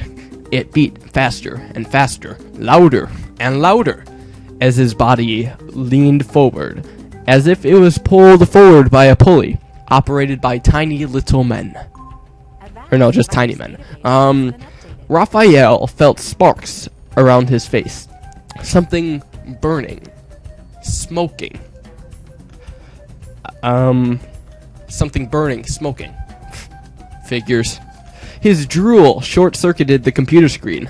Raphael leapt back, and the naked women on the screen would never be seen again. So, that's my story. In case you weren't able to catch on to that, essentially, it's about a man watching pornography or something like that. It's supposed to be about kissing, but he gets so obsessed that he starts kissing the computer screen and short-circuits it. The end. Also, my brother's now playing drums very loudly. But, yeah, that was a beautiful story, and also the name Raphael is kind of fun. I decided to choose that, because here's the thing, the original story was, written with the name Nico, who happened to be a good friend who was sitting right next to me in English class. So after I finished reading this, I'm like, oh my gosh, this is amazing. I'm gonna show Nico. He's like, oh my god, Tyler, you moron. He's like, damn you, I'm gonna prevent you from having children, and, you know, he's like, angry and stuff. So... it's like, yeah, it's like, just damn you, Tyler. He was not happy. I also showed it to another friend, Patrick. Was like, oh my gosh, that was amazing. It's like, you gotta show that to our teacher. And sure enough, the next day, come to class, the teacher's like, would anybody like to share one of their stories? So, like, 2 people, went first. They were like just in a row. It was like normal story stuff. I don't particularly remember what it was about, but it was like good imagery and stuff. Then I started reading it, and it's like, okay, Nico's like, okay, Tyler, if you use my name, I'm going to kill you. So I'm like, okay, jeez. So I picked the name Raphael out of my ass, and I decided to, just use that. Because, here's why. In a Spanish class, there was, like, this, like, movie or whatever, like, I forget exactly what it was about, but it just had a lot to do with, like, Raphael. Raphael was, like, this pervert character who hit on, like, teenage Spanish girls and, like, kidnapped them and that kind of stuff. It was actually a really messed up Spanish film. But Raphael was a fascinating name, so I decided to go with it. So I read it to the class, and I just, at the end, where it's like, Nico, or Raphael left back, and the naked woman on the screen would never be seen again. I could hardly finish that sentence without cracking up, and the class just roared in laughter. It was, like, amazing how loud they got. Even my teacher is like, he was just trying to hold back laughter in his seat, but he couldn't do it. It was just that amazing of a story. It's like, oh my gosh. It's like, Tyler, I love it. It was beautiful. I'm like, yes, you do. And then he went to going on, like, saying, like, how it was cool how I had, like, an alternate ending and how I did a good job with the imagery and all that, like, English teacher stuff. Like, no, you got hard or whatever. But it was that beautiful. It was an amazing story, if I say so myself. It's more fun to read on paper because you had no idea this would be coming, like, oh, it's just the kiss. Nope. It's a man kissing a naked woman on a computer screen. That happens every day, right? Yeah. So, anyways, that was that. I think he liked my story, like, quite a bit. He wanted a copy of that, so I gave it to him. I'm not quite sure, what he did with it. But he liked it, that's for sure. And that's all that matters. So, anyways, I think that's all I can think about for my English class. That was pretty much that. Hope you guys didn't mind the not so PG-ness. It was not PG-ness at all. PG-ness just sounds like so weird. It's like, it should sound like penis, but then it's PG-ness. Alright, so yeah, that was that. Let's get that out of the way. Finish with that story. And we're still only on round 15 here. Oh my gosh. I'm gonna drink more water in the meantime.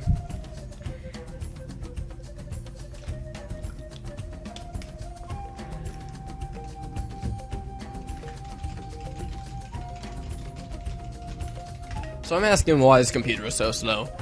Just because this is slightly slow compared to what we're used to. It's actually not as bad as it was before, or earlier in this game, but still, it's kind of bad. I'm gonna blow my nose.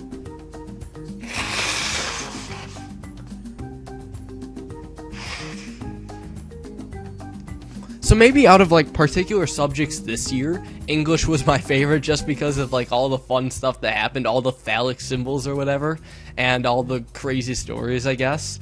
Might have been my favorite, but I still really enjoy math, as I mentioned earlier. So, let's figure out how we're gonna beat this guy. Maybe I could beat him with, like, like a mortar exploit, duh. Seriously, if they have their ice right over the mortar, they're gonna get their mortar aiming at the ice, they're gonna get exploited, that's for sure. So let's see if I can pull this off.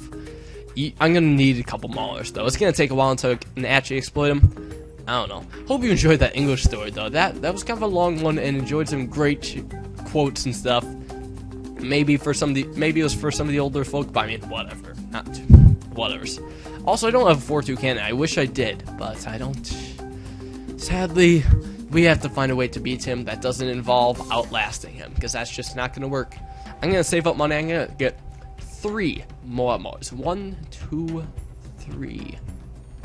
So what I'm thinking about doing is sending him a Regro BFB, and then doing a sort of mortar exploit. I think I'm going to go for Regro Rainbows, followed by Camo Pinks.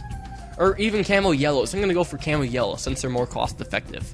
Yeah, Camo Yellows. And also, I mean, if the mortar exploit doesn't kill him, the Regro BFB probably will, so It's like a combo attack, pretty much. Hopefully, I should be able to deal with this all right. We're up against Lezek, and he had like 31,000 battle score. Like, what the crap? What am I doing playing a guy with 31,000 battle score when I only have like 262? I guess I'm playing with the big boys now. Big boys now. Playing with the big boys now. Big boys now. Okay. Sometimes when you've just been commentating for like 3 hours, well, not even 3 hours, 2 hours in a row, basically at this point, things start to get quite loopy, I must say. I remember like all my live streams before, you know, like long ago when I did live streams. I actually did some late night live streams where I'd go for like 5 hours in a row late at night. I just got so loopy with those. I just ended up just stopped talking and let the people listen to the music. Because the nice thing about live streams, I was able to play, you know, music during them, which was pretty neat. Also, let's finish this guy off. He's not gonna last another minute. Well, maybe it might be a minute because it's slow-mo, but I mean, whatever. Anyways, here comes the Regro BFB. Next will be some Regro Rainbows, followed by Camo Yellows, and that's just gonna be end. I'm not gonna send him the Rainbows right away. I will do it soon, though. Shortly, I guess. Very shortly. So get ready to have your mortar get exploited. I'm gonna wait till it's about Moabs. I'm gonna send like 4 of these. Okay, now 3, 4, 5, 6, and Camo Yellows afterwards. Let's go. Let's go. Let's go. Camo Yellows, get by. Just go. That slow-mo though. Oh my gosh, that slow-mo craziness. So freaking slow, but so many Camo Yells getting through and so many Regros. He's just so screwed. Look at all this balloons getting through. It's a massive concoction of like death and like uber craziness. Also, he has like no zebra popping power. GG, bro. GG. You're not getting out of this alive. I don't think so. I don't think so. Oh, a rainbow got through too. So that's game. There we go. I still have 30 battle energy left. That game actually took a while, so I'm going to wait until he probably gets an opponent. Something you might want to do if you go against a laggy opponent, sit and wait for like 30 seconds or so. So, you know, you know, don't get the same guy again. And maybe I'll answer some questions now since I haven't done that in a while. Shortly. Very shortly indeed. I just had to finish drinking that water there. And oh boy, I'm just so loopy right now. Wait, what did I do? Hold on. I don't know why I did there. I think I did defend. I don't want to do defend. So anyways, let's do some questions. Hope you guys have been enjoying this episode so far. I've been learning quite a bit about me and story time and whatever. So let's do this. Do you have Xbox? If so, will you ever play? No, I do not have an Xbox. The only console I have is the Nintendo Wii, and I don't intend on recording that either. I intend on staying PC. And then next question, PS4, Xbox One, same idea. I'm kind of, you know, I don't have a preference really. But I mean, with all the propaganda I've heard, like all those wars or whatever, and all that complicatedness of the Xbox One, I'll just take pick the PS4, you know, because it's like $100 cheaper too. So, yeah. Whatever. Ninjas or lizards? I'm gonna go with ninjas, just because their usefulness in Bloons Monkey City. And also their usefulness in my new Zen Garden strat. Here he is. First person to recognize me? Yup. Maybe the guy who said stay awesome recognized me too, but I can't be so sure about that. So, there we go. First person to recognize Chris Eats Poop. Congratulations, bro. Congratulations. Although I would... And what YouTuber? Huh. I almost wonder if he's just asking anyone. I'm gonna play with him for a bit. Any guesses? If he says Super Jump out mode, I'd actually start laughing if he says Chris's channel. So why not? Let's get our cluster bombs though. I'm gonna go with normal tack shooter cannon strategy. King of the Hill, nope. Although I do stuff on King of the Hill, I might commentate eventually, but this account has never showed up on King of the Hill before. Sadly. Sadly. I'll just help him out. Ah, well, it's a shame. I wonder how he would figure out King of the Hill from Chris Eats Poop. I don't know then. Whatever. Maybe he hasn't even heard of my channel, and I have a new subscriber. Yay! Apparently. It's true. Has he not seen my Bloons Monkey City videos with this account? It's also gonna be up later, or I don't know when it's gonna be up. It's probably gonna take, this video is gonna take freaking forever to render. Like, oh my gosh. Heyo! And also, my bomb tower is free and leaking to pinks. Okay. So, anyways, questions. Back to questions. What do you use to record? Yep, very special episode. I use Bandicam to record. That's for recording the screen and the computer sounds. You can get a free version of it, although it does have a watermark and a 10-minute recording limit. Yeah, but it's very useful, as in it does not lag your computer at all. I would definitely recommend this to record. And also for voice recording, I use Audacity. It's kind of standard there, actually. Audacity is pretty darn good for recording your voice. It's definitely reliable and stuff. Use it for sure. And on my Mac, actually, because Bandicam does not work on Macs for some reason, I actually have to use Camtasia for voice recording, game recording, and editing. I use Camtasia editor to edit, which is nice. It's a very solid editor. And also I have the free trial on the Mac, but probably I'll just, you know, find a code online somewhere on the internet to get the full version, but don't tell anyone I said that. I bet you couldn't even hear that, because my mic can just be really weird sometimes. Alright, next question. How big is your... Don't... How big is your house? Ah, okay. Pardon the interruption, but this is Tyler from a future time, and my Audacity just broke, so I'll be filling in at least until the end of this game. Don't worry, regular Tyler will be back soon. Or will he? Anyways, so you can see the little Audacity problem there actually covering up my stuff. I'm trying to focus on that a bit more than actually the game right now. But what is going on in the game? Not too much. You'll see what happens soon. But we got Bright X over here trying to do some stuff, I suppose. Me over here with my texture can. There's a freaking, yeah, there was my Audacity again, just covering up. Look how professional that is. Yeah, at least I didn't lose my stuff. I was trying to move it off the side. I'm not going to start it up again just in case anything weird happens, but I have so much money saved up, so I have the potential to pull off a fantastic attack. But will I be able to? Will I actually pull off this fantastic attack? The world may never know. I don't know. Round 12 is coming up, though. I did get my camo protection. However, there's no camo protection on Bright X or whatever. Then that came out. I don't know what that was. But, uh-oh. Will I exploit the camo, lack of camo? I don't know. Will I? He's still being lazy about it. Is he saving up for something? I don't know. I'm hovering over the Ring of Fire. Not gonna get it yet, though. I might want to trick him. Oh, and there's that Reroll Rainbow Rush right there. He spent a lot of money in that. He even sold his Bionic Boomeranger, and it all went to crap. It did absolutely nothing, and out of like $3,000 extra. Oh, hell no. And his ninja is going to be exploited. It's a big... bad ninja. Apparently ninjas do not pop a lot of stuff, and there we go. That's game. Now I guess I'll have to hand this back over to the real Tyler of the present. Hey guys, I'm back. So sorry about that. I was legitimately scared there. Like, I was just in the middle of the game, and all of a sudden this pop-up comes up and says Audacity stopped working. Remember when I said, like, you know, just 2 minutes ago, Audacity's reliable, blah blah blah? Well, guess what? It just fricked up on me. But, oh my gosh, am I so happy that it somehow saved the recording. Otherwise, I would have had to do like 2 hours of recording all over again. It was just absolutely ridiculous. So, I mean, you guys saw the end of that game. He sent me a Rainbow Reaker Rush. Didn't work because I had that Ring of Fire. Then I sent him a Camo Reaker Rush. So, yeah, let's keep going for a bit more, I suppose.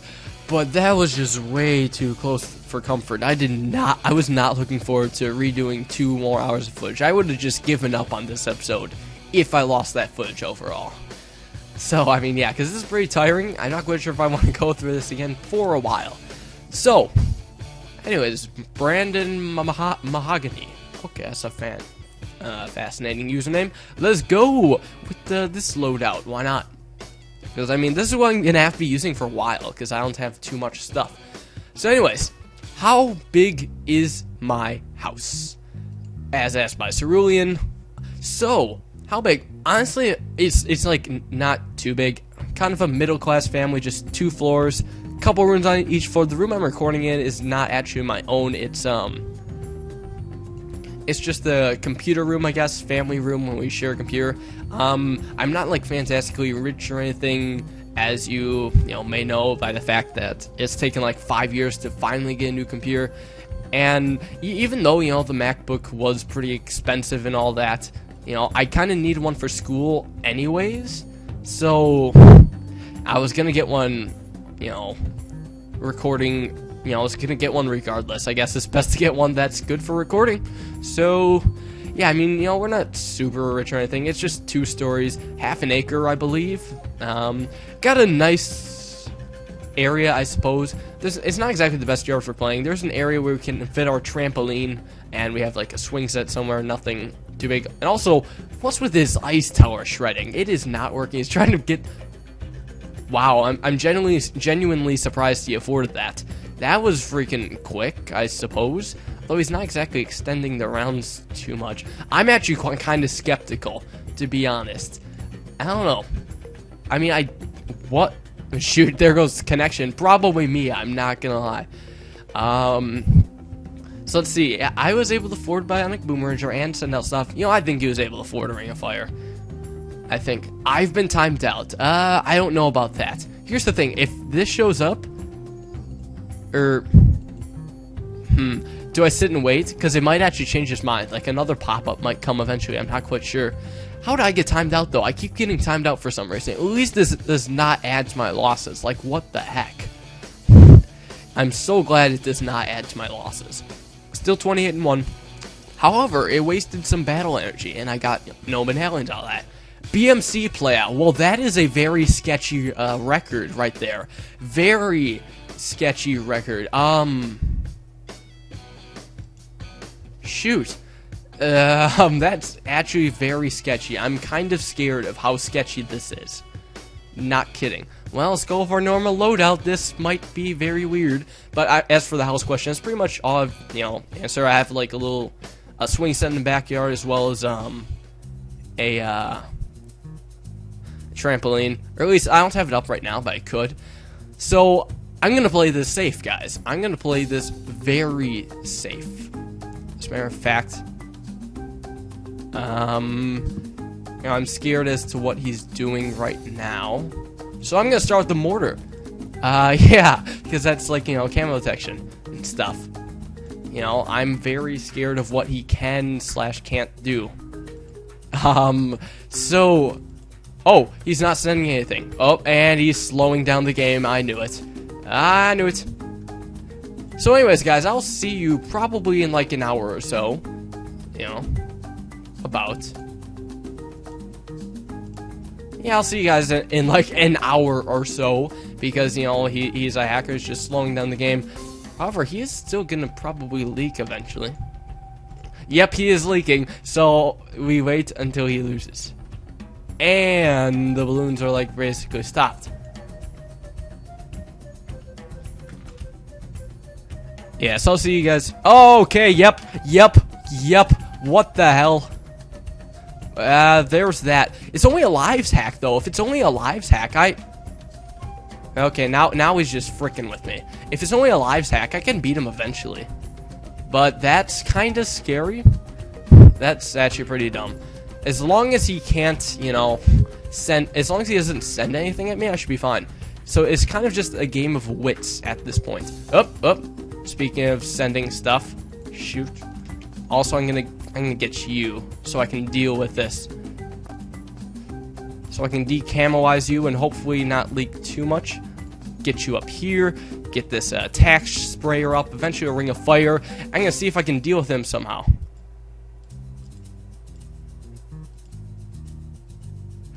And let's just kind of keep mortar microing. Mortar micro. Because, like, I'm not bad. I know how to micro with my mortar. And okay, that's gonna be the end. Okay, sell you. Yeah, wow, okay, so this is kind of bad. So sell you. Let's get a Blade Maelstrom just because. You know, why not? You know, it's laggy, right? Up, and I can't afford it. Oh well. So that was pretty dumb. Pretty dumb. So again, when that shit happens, you sit and you wait. I wouldn't have minded like a lives hack or something like that, but so okay, so there's my first hacker. Surprisingly, it lasted longer than I thought, but you can't do anything against an early Moab, sadly, unless you like hack them back. Oh boy.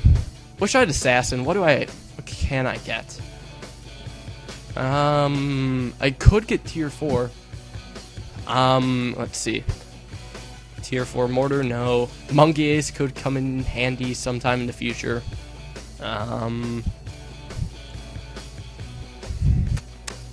know, probably what should have done is just taunted him, because that's really all you can really do. At least it's on camera. I'll probably report him in the future. But sadly, Ninja Q is kind of on break. So, I mean, yeah, I'll wait for a minute or so. And let's go back into quick battles. I'm not going to get anything yet. I'll just ignore that, pretend that never happened. 28-1. Yep. Super stupid stuff. Oh well. So, I had a feeling that happened eventually, but I was hoping he'd be a bit more of a noob, considering he lost like 15 times. I could smell it right away. People don't have that good of records. Chosen Jedi, okay, that's not suspicious. Let's do this!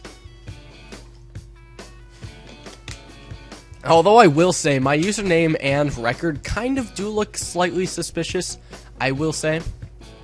But, I mean, don't worry, I don't hack. I'm a nice man, relatively. I can be kind of merciless sometimes, but I am pretty surprised that, you know, he sends, like, Camo Regrets. I'm like, lol, nope. I can defend that. I'm not bad. Seriously. So, let's figure this out. I would definitely recommend getting ice towers against those stupid hackers. Yep. There's nice. Although that has nothing to do with what I was going for. Oh, he's a nice guy saying hi. He is the chosen Jedi after all. Heyo. Like saying that to people. But yeah, if I have anything to say against hackers, get the freaking ice tower. Because, I mean, you kind of need that to screw with them. The ice tower is probably the most trolly tower in the game. You can just freeze their balloons permanently, and you can be like, lol, you can't do anything against me because I have a freaking ice tower. But sadly, Ninja Q is on break and they can't ban these random hackers or whatever. But I mean, ice tower's nice though. I don't mind it. Since, you know, they fixed it, it's definitely a reasonable tower. It's still possible to troll, but I mean, not as possible. You can, you know, do like a lot of stuff with it. I don't know what he was doing with his lives, so I'm guessing he just had like infinite lives. I could have beat him like in a long game though, if say he didn't know how to send balloons like that. Because, you know, I'm not bad. I can eventually, you know, just outlast him late game where he will run out of lives eventually. Eventually. As long as it takes. As long as it takes. Oh boy. So, will I be able to get pings past him? I actually probably should have considered that. First time here. Don't worry, this map isn't too hard. Yeah, this was on iOS. But he kind of needs some pink pop power, at least faster attacking towers. So I'm going to spam those for now. Oh, and now there's the Bionic Boomer. He's a bit more safe. Yeah. So there goes that pink. And a couple more stuff, because his ice tower keeps whiffing. Yeah, go ice tower, apparently. And there's the apparently. I'm just going to keep calling that out every time I say that. I don't know why, but I keep saying that, and I should not be saying that sort of stuff over and over and over again. How about we go to more questions? Holy crap, I still have a ton of stuff to answer. What's your favorite moment in school, and what's the most embarrassing moment in school? So, I mean, favorite things in school, you know, definitely top 3. Well, actually, no. First, I'm going to go for most embarrassing. Is that what I said? Whatever. I'm going for most embarrassing moment first, and that would probably have to be in my history presentation. I was like so loopy that I said JFK was killed by Lee Harvey Oswald. Or no, he was killed by John Wilkes Booth. I actually had it like backwards from the backwards this time. Also, it looks like this guy knows like everything about layering. Luckily, no more layering for you, mister. None. You're done with the layering. Alright, I hereby decree to stop trying to layer balloons. Anyways, though, some layering I am gonna try. Oh, never mind. He has 2-3 Boomerancher. So much for layering. Bleh. But yeah, it's probably my most embarrassing moment because I was just so tired with the, trying to prepare for the presentation. I just totally derped out in front of the class. Everybody laughed. I'm like, yeah, whatever. Then I fixed myself. Lee Harvey Oswald. Or the Illuminati. I think I mentioned something about there being like a ton of conspiracy theories or whatever. But, yeah, that was probably the most embarrassing moment. Surprisingly, I've not had too many embarrassing moments in school. Favorite moment in school? Well, since I've mentioned the Cookie Fund and English class already, I think I'll go to something else, which is pretty much just the shenanigans my friends and I will do at lunch. We are not normal people whatsoever. We do some of the weirdest crap at lunch, but it is pretty fun. So, I mean, normally our conversations aren't exactly normal. We'll get into, like, we might just be talking about, say, politics or, communism. We always go to communism eventually. I don't know why. Communism is just a huge topic at our table for some reason. Okay. And I gotta go pretty soon, dang. Okay, yeah, but communism, obviously, it can work in theory. It's just this run by bad people. Yeah, that's our, thoughts about it. Meh. It's okay. Just an okay map. I don't know. I don't like it too much because it is a bit long, but it's I don't know what to say, in all honesty.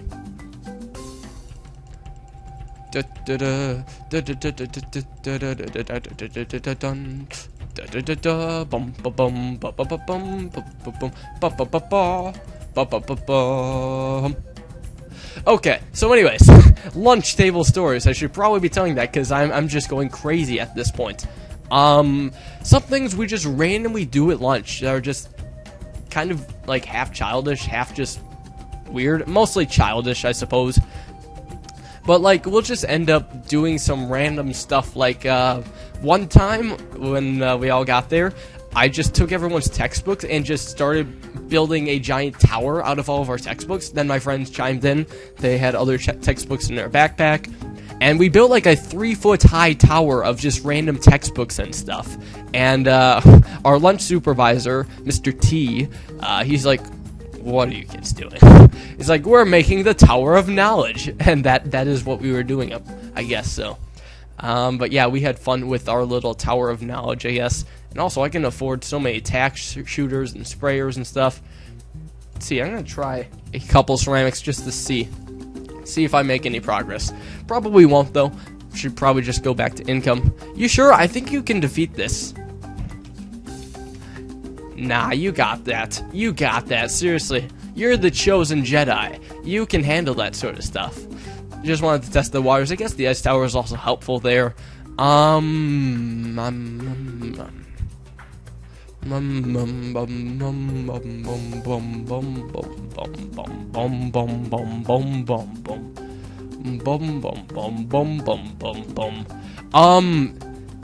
Let's see, what else have we done? Again, guys, this is part of me going insane. Also, he has a village up there for some reason. I don't know why. So, all the things we've done, we figured out that if you have like a baby carrot and like set it on the table, then smash it on one side, it'll go flying in the opposite direction, like really far and really fast. So we spent like an entire lunch period playing with that because we always bring baby carrots to school. That's just our vegetable of choice. Well, I mean, it's just me and Joe who usually have baby carrots, but that was enough to go around.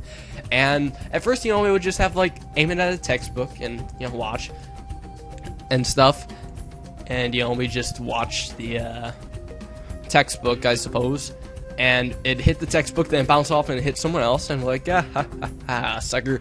And we're like, let's see what happens if we remove the textbook. Not a good idea.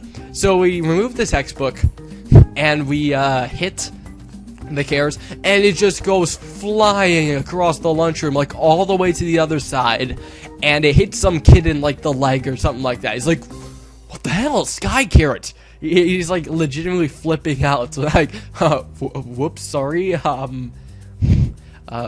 oops, but yeah, that's us with baby carrots. What else have we done at the lunch table? I know we've done a lot more weird things. Oh, that's right, we're tossing up things into each other's mouths. Like if we have goldfish on each other by chance, we'll be like, oh, Liam, catch, and then just toss up like a goldfish into his mouth, and you try to catch it, like, yeah, so acrobatic and all that, and feel good, I suppose, with like goldfish or whatever. Let's see if this can get him. Let's give this a try. There was like 7 Moabs in here. I'm gonna hope this works. I don't see him holding off against this, but I mean, you never know. That's the thing. There's a lot of balloons getting here, but will he be able to take him down? He's saying GG, but can he use his chosen Jedi powers? Phew. Got him. So yeah, I'm gonna finish the story, then I'll just cut the recording for now, because as long as this episode is, I ran out of time. Yeah. So what's been going on is we've been just tossing goldfish in each other's mouths, and even stuff like grapes and all that, and you know, that's been pretty fun. We've gotten good at that. We've been good at catching stuff in our mouths, besides AIDS and that kind of stuff. So anyways, one day my friend brings like these weird Chinese candies to school, and we're like, huh, Chinese candies? Well, we like Chinese food, so obviously it should be good, right? No. First of all, Chinese food, you know, that all we Americans enjoy is obviously Americanized. It's not exactly like how they have it in China. Maybe not even close. I don't know, to be completely honest. But we tried the candy, and it was absolutely disgusting. Like, it was like, I'm not sure. It was like chewy, sticky stuff that was also sour and bland. It was like, just a weird combination of stuff that just didn't taste good. So we're like, hey, Liam, catch, and we toss one of the candies in the air. So hey, and he doesn't have time to see what it is. He opens his mouth, he catches it. He's like, oh, what is this? And he like spits, or no, he doesn't spit it out. He's forced to chew it down and swallow. It's like, nah, Liam, he got tricked into eating some crap, and that was fun. So anyways, this isn't gonna be the end of the episode, but this is pretty much all the time I have to record. I guess I'll be seeing all you guys next, or shortly, with more battles on Chris Eats Poop. Let's keep this going. Hey guys, I'm back. Here we are, ready to go again. Energy's, regenerated and stuff. And I guess I might as well say, when I left last time, I didn't really have to go. I just noticed that I was starting to get really loopy and was having problems forming sentences and stuff. It was getting bad. So I'm like, okay, I need a break from this. Also, let my energy regenerate in the meantime. And also, for some reason, the game decided to give me that loss for that disconnection a while ago. If you remember, I disconnected. I forget the part of the game, but I disconnected pretty early on, so that kind of stunk. So now I have 3 losses, 1 legit, 1 disconnection, and an hacker. So hopefully we won't run into too many hackers, since I remember seeing not too long ago, Aaron banned a bunch of them, so I mean, yeah, maybe. I don't know. But also, kind of recently, I decided to tally up the votes from that Zen... or I'm pretty sure it was from the Zen Garden video. Maybe not. I forget which. Maybe the tournament video. I forget. But what I did was just, count up all the votes of who liked Bloons Monkey City more and who liked Battles more.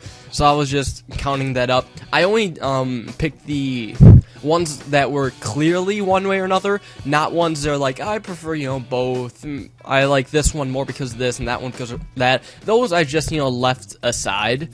But I counted up the clear votes that either, preferred. Oop, another recognizer. Ayo, that either preferred Bloons Monkey City more or either preferred Battles more, and it got really close, I must say. There were a lot of votes in one way or another, but Battles won by 2 votes. Yep, I'm glad he recognizes the accounts. Battles won by 2 votes. It was like 30 to 28. It was that close. So I'm glad that, there is a bit of a variety, I suppose. You know, it's nice that, you know, some people prefer one game, some prefer the other. Because, I mean, in honesty, I would have more fun, you know, just going back and forth between two games than doing one game the entire time. So I'm glad to see that, you know, some of you like Bloons Monkey City more and some of you like Battles more. It's good. It's very good. Also, I want this freaking bomb tower. Give it to me. And, where else was I gonna go with this? Yep. I be recording right now for a very special video. It's gonna take a while to find you, probably because I've been recording for like 2.5 hours already. But, yeah, so, I don't know. Yeah. I'd be recording. So, I mean, we got a similar defense right now. But honestly, I think I'll just go back to the, question. Oh, wait, actually, one more thing. Yeah, I'm YouTube. Okay, but whatever. But, one last thing. I probably, you know, was going to continue to play both games, you know, regardless of what the results were. I wasn't going to drop one completely, but I possibly could have, you know, ended up playing one less, you know, if that happened to be, like, the results. So, yeah, based on these results, nothing's really going to change. It's going to be kind of an equal balance of Bloons and, TD Battles and Monkey City, but, I mean, yeah, not too much is changing. I'm trying to do a bit of layering here while I save up for this Ring of Fire. Even though pinks come out slower, I need to save up money for Ring of Fire regardless, so I want to just harass him in the meantime. That's kind of my philosophy here. Like, see? There goes the yellow balloon. Yay, harassment. Okay, so let's get back to the question. Since, you know, not too much time left in the video, and I want to actually answer all these questions, since you guys gave me some pretty nice ones. So, I believe I just finished answering what's favorite moment in school, what's the most embarrassing moment in school. What computer do I have? So the one I'm recording on right now is a Windows Vista dual-core CPU with 4 gigs of RAM, like 2.5 gigahertz or something like that. But the main thing, it's Windows Vista, and it's not a good processor. It's just dual-core CPU, so it's not that good. Like, I'm on low quality, kind of zoomed out to like 75% right now. It's, you know, not exactly the best. And I'm trying to make a transition into the new laptop I got, you know, this year, which is, hold on. Well, it's a MacBook Air i5. I believe there's 2 cores in this, 1.3 gigahertz. That's all I can remember about it. Sorry. I wish I could remember more. But, yeah.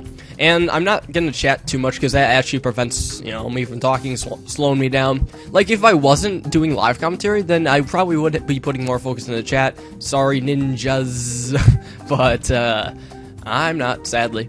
So, anyways, those are my computers. I'm trying to make a transition into the, laptop, and the only reason I'm using this one now is just because the insane amount of upload time it takes for the laptop. It's like for every hour of footage I would upload from the laptop, it takes 4 hours to upload YouTube, just because, you know, 1080p and that stuff. Here it's about 1-to-1, so this is gonna be a long video. I don't want to spend 16 hours uploading. Hope you guys understand. Let's see.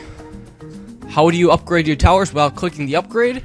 Well, the upgrade, or the, hotkeys are comma and period.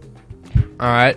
Comma for the, left side upgrade, and period for the right side upgrade. It's just, well, it's just those, on your keyboard. Also, some people call the period the full stop. I don't know why. My economy is actually pretty bad. I decided to stop early just because, but I'll be picking up on it pretty soon. Like, you know, now. So, just because I got my mortar right now, I'm going to pick back up on the economy and, you know, get this. I probably should have just done it earlier, but I mean, I just wanted to be super duper safe because, you know, why not? So yeah, I mean, that question's been asked a lot. How do you upgrade without clicking on it? Really, you don't need the hotkeys, but they do help for, you know, doing things a lot quicker and easier. Oh, also, you should know selling is backspace, alright? Selling is backspace. And also, deselecting a tower like the mortar, like if you don't want to reposition by clicking, just press the escape button, and it comes off of it. Just like that. So, yeah. Also should probably get you up eventually, slowly but surely. He has 2 rings of fire already. I probably want to get another one real soon. But yeah. Anyways, who inspired you to start YouTube? Well, I'm pretty sure I went through the whole YouTube story already. You know, it started with, 5th grade and all that.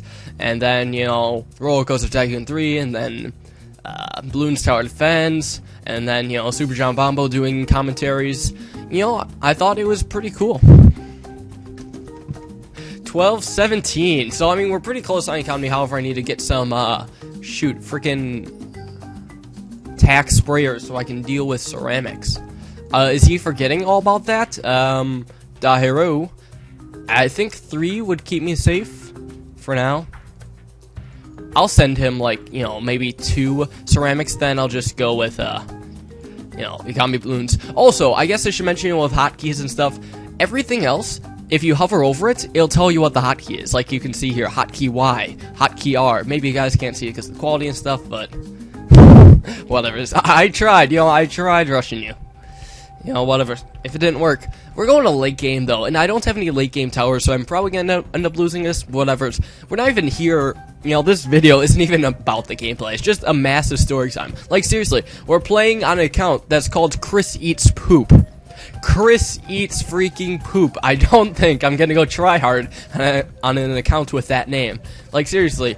I don't think it'd be pleasurable if you go to a leaderboard and the person in first is Chris Eats Poop. Although I don't exactly think I'd get on the leaderboard, all I'd really have a chance of getting is, win-to-loss ratio. There should be a leaderboard for, that. Overall win-to-loss ratio. Because that's more of a, slightly more of an example of skill than just amount of points. But it doesn't necessarily mean everything as well. So anyways, back to questions. Do you have an iPhone, iPad, or iPod? I have a 4th generation iPod and the newest iPad, whatever generation that is. So I have both of those. I have done some videos in the past of Bloons TD Battles on the iPad. Pretty high eco, actually. And now it's just going to get higher. But yeah, I've done some videos of that on the iPad. And then... I'm losing my thought already. I'm just staring at the screen for no reason. But, yeah, I've done some videos of Bloons TD Battles on the iPad, and I intend to do it again once, my recording software updates, to iOS 7. And I'll tell you what it is, once I actually do upload an iOS video. I don't intend to do so soon because, well, the software hasn't exactly updated yet. So, yeah. If you were a purse, what color would you be and why? Purple because it's an amazing color. Purple is manly. Manly color. On a scale of 1 to sexy, why does it not have to play? Yes. What is your most physically painful experience? To be honest, throughout my life, I haven't really, injured myself too much. I've never broken a bone or anything like that. I would say, just most painful is probably, kind of a scrape or something like that. Or sometimes, nails digging into your vein. Anything that induces bleeding is kind of painful for me. Anyways, just gonna get all these Ring of Fire, so I'm, 100% safe. This is gonna be a long, long game. I can feel it. It's raining men. Hallelujah, it's raining men. Where was I going with this? Okay, but, most painful experience, I would have to say, maybe not the most, but this was, kind of one of the weird experiences I had. Back when I was, 5 or 6 or so, I was kind of young. Also, I should probably do something about this. Stupid camo balloons. Get a second mortar. Just, yeah, right here. No risks at all, please. And I'll just kind of have 3 mortars all over the freaking map. Because why not? I have the freaking money to do so. Okay, so my most painful experience for me was when I was 5 or 6 or so. I was going sledding with my dad one day. Because, sledding was still fun at a young age. And it still is now. But, we went to this one park maybe 20 minutes or so from my house. It was a long ways away. And what we were, there was, kind kind of to the left, there was like a field, I guess. And to the right, there was like a woods with trees with like a path in the middle or something like that. Also, I'm going to get you in the back right here, just to be safe. I'm going to get just a couple of these. And now back to economy. But, yeah, so there was like a couple of fields and stuff just around.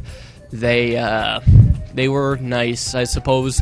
And to the right was a woods and stuff. So, the last run of the day, I wanted to go on my dad's sled. And I wanted to do a belly slide because I want to feel like Superman, just going down the hill head first and all that, because like, yeah, it was cool. And I also wanted to go through the woods because, you know, it's like, because I'd feel like I was winding through the woods or something like that. I don't know why I specifically wanted to go through the woods, but I mean, whatever. But I wanted to do that just because, you know, I was that crazy kid or something. Also, it is starting to slow down a bit, but whatever. If it ever gets too slow, I'll just end up quitting. Most likely. Hold on, wait. Let me count his towers. 1, 2, 3. Dang it! He probably has, like, Monkey Ace or something like that. I don't. I definitely don't. So, this is gonna be a long, long game. I don't like this map. I really don't. Do you like your laptop? Yeah, I kind of wish I was using it right now, because it's going to get, like... Okay, but anyways, back to sledding. So, obviously, going head first, you know, down a hill on a sled, like, you know, 15 miles an hour or so, through woods as a kid, probably is not the best idea. No, definitely not the best idea at all. And what happened is probably what you expect to happen. Going down the hill, la-di-da-di-da, and the very first tree, I go, just head on right into a tree, and I just stop, you know, and fall off the sled. I didn't, like, you know, soar into the tree afterwards, but my sled just rammed the tree, and I'm just laying there, and I can't move, like, at all for 10 seconds. I'm just pretty much paralyzed. Completely. So I'm just stuck there, you know, sitting there on my sled for like 10 seconds, and then eventually I'm able to yell for help. Like before, I wasn't even able to scream or anything like that, and it was kind of bad. Like, you know, it took like 2 minutes or so before I could actually move myself again, and then, you know, afterwards I was actually fine. But I will say, I guess that was kind of painful. Maybe not so much painful as it was just shocking and traumatizing. But there's nothing really else that comes to mind, you know, when it comes to painful stories. So yeah, that was the time I was almost paralyzed. Alright, next question. What's your favorite My Little Pony character? If you don't know, just say Rainbow Dash. Rainbow Dash. Okay, tell me where I can add somebody on my Ninja Kiwi account. What do I click where? And how this works is that you have to add them on your profile. We're just pretty much spamming this button. It's crazy. Ugh, so much economy, I suppose. But this is gonna be a super duper late game. We're all just sitting here and like we're just keep going with this. Anyways, I might as well talk about how you add people onto your Ninja Kiwi profile, because I have been asked that a lot, and the general idea of how it works is that you have to follow them, and they have to friend you from the following list. So what you have to do, you have to go to your profile, which is like the big circular thing with your avatar at the top of the screen. You click on that. That's your profile. Then there's going to be like a search bar somewhere near that, where you can search up your friend's profile. You would search up his username and then click on his profile, and then there's a button kind of under his name that says follow. And once that happens, your friend will, you will show up in your friend's following list, like as you're following him. And then, from there, hold on, let me think. Show up in that list. Oh, then, well, they have to just friend you, I guess. So it's kind of a friend-follow thing. If that makes sense, just try to find your Ninja Kiwi profile. Maybe ask someone else around there, but you'll find it eventually. So anyways, the only 4th tier thing I have is my tag shooter. So, I mean, really, this is going to be kind of difficult. Quite difficult indeed. Right, let's see how much this lags. Not too much, actually. Not too much. Also, I think, yeah, I just retargeted my mortar. Whoops. This was aimed here. So let's see. I'm just still spamming economy balloons. Oh, he gave up on spamming that now. I see. You know, I should probably do the same myself. I mean, whatever. Yep, speak for yourself. No, actually, same here. Okay. Yeah, because I'm not using my laptop right now, as you guys can tell. If I was using the laptop, though, there'd be no lag whatsoever. Absolutely none, which is nice. But, okay, we're actually getting kind of close to the, end of the questions. We actually only have one more, and it is kind of short. When is your birthday? My birthday is September 20th, and if you apply the 16 years of age, I was born in 1997. Yeah, I'm actually on my crap desktop, so yeah. Yeah. So yeah, that's actually the end of the questions. I somehow got through all of this. I didn't think I'd be able to, but now we're actually on this game. This might even be the last of the games then. Are we going to be able to beat ninjas in a battle of the wits, kind of, in the late game?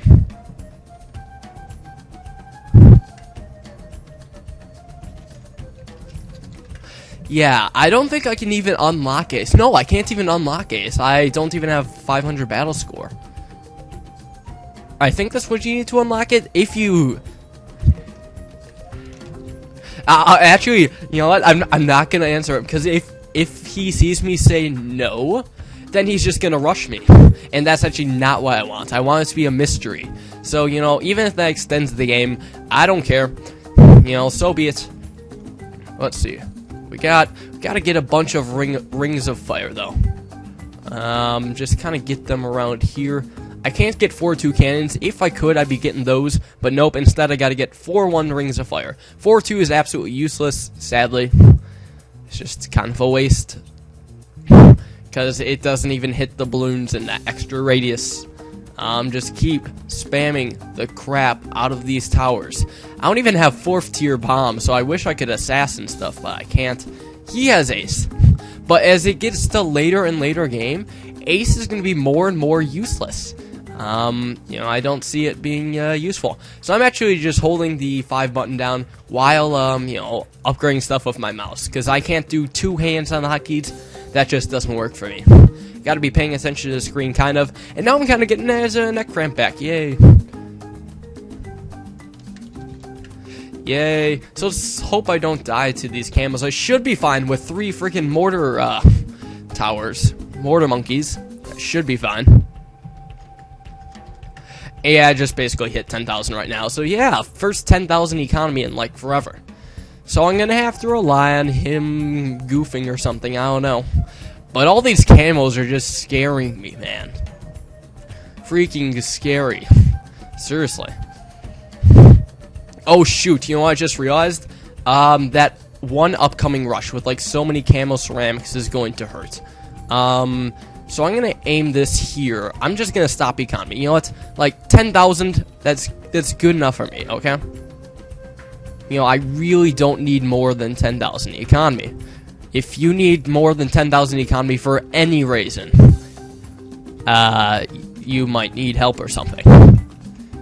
So, I'm gonna just keep spamming this stuff, and this is the best I can do for late game. At least I have the freaking mortar, otherwise I'd, you know, die to camos much earlier. And I just keep spamming these bombs. What I like to do to ensure a maximum amount of tower space, spam just the 0-0 unupgraded towers. You know, just spam those, because those take up the least amount of space. And then afterwards, you can upgrade them, alright? So yeah, I'm done with the economy. I'm done with that jazz. Let's just, you know, take care of all this.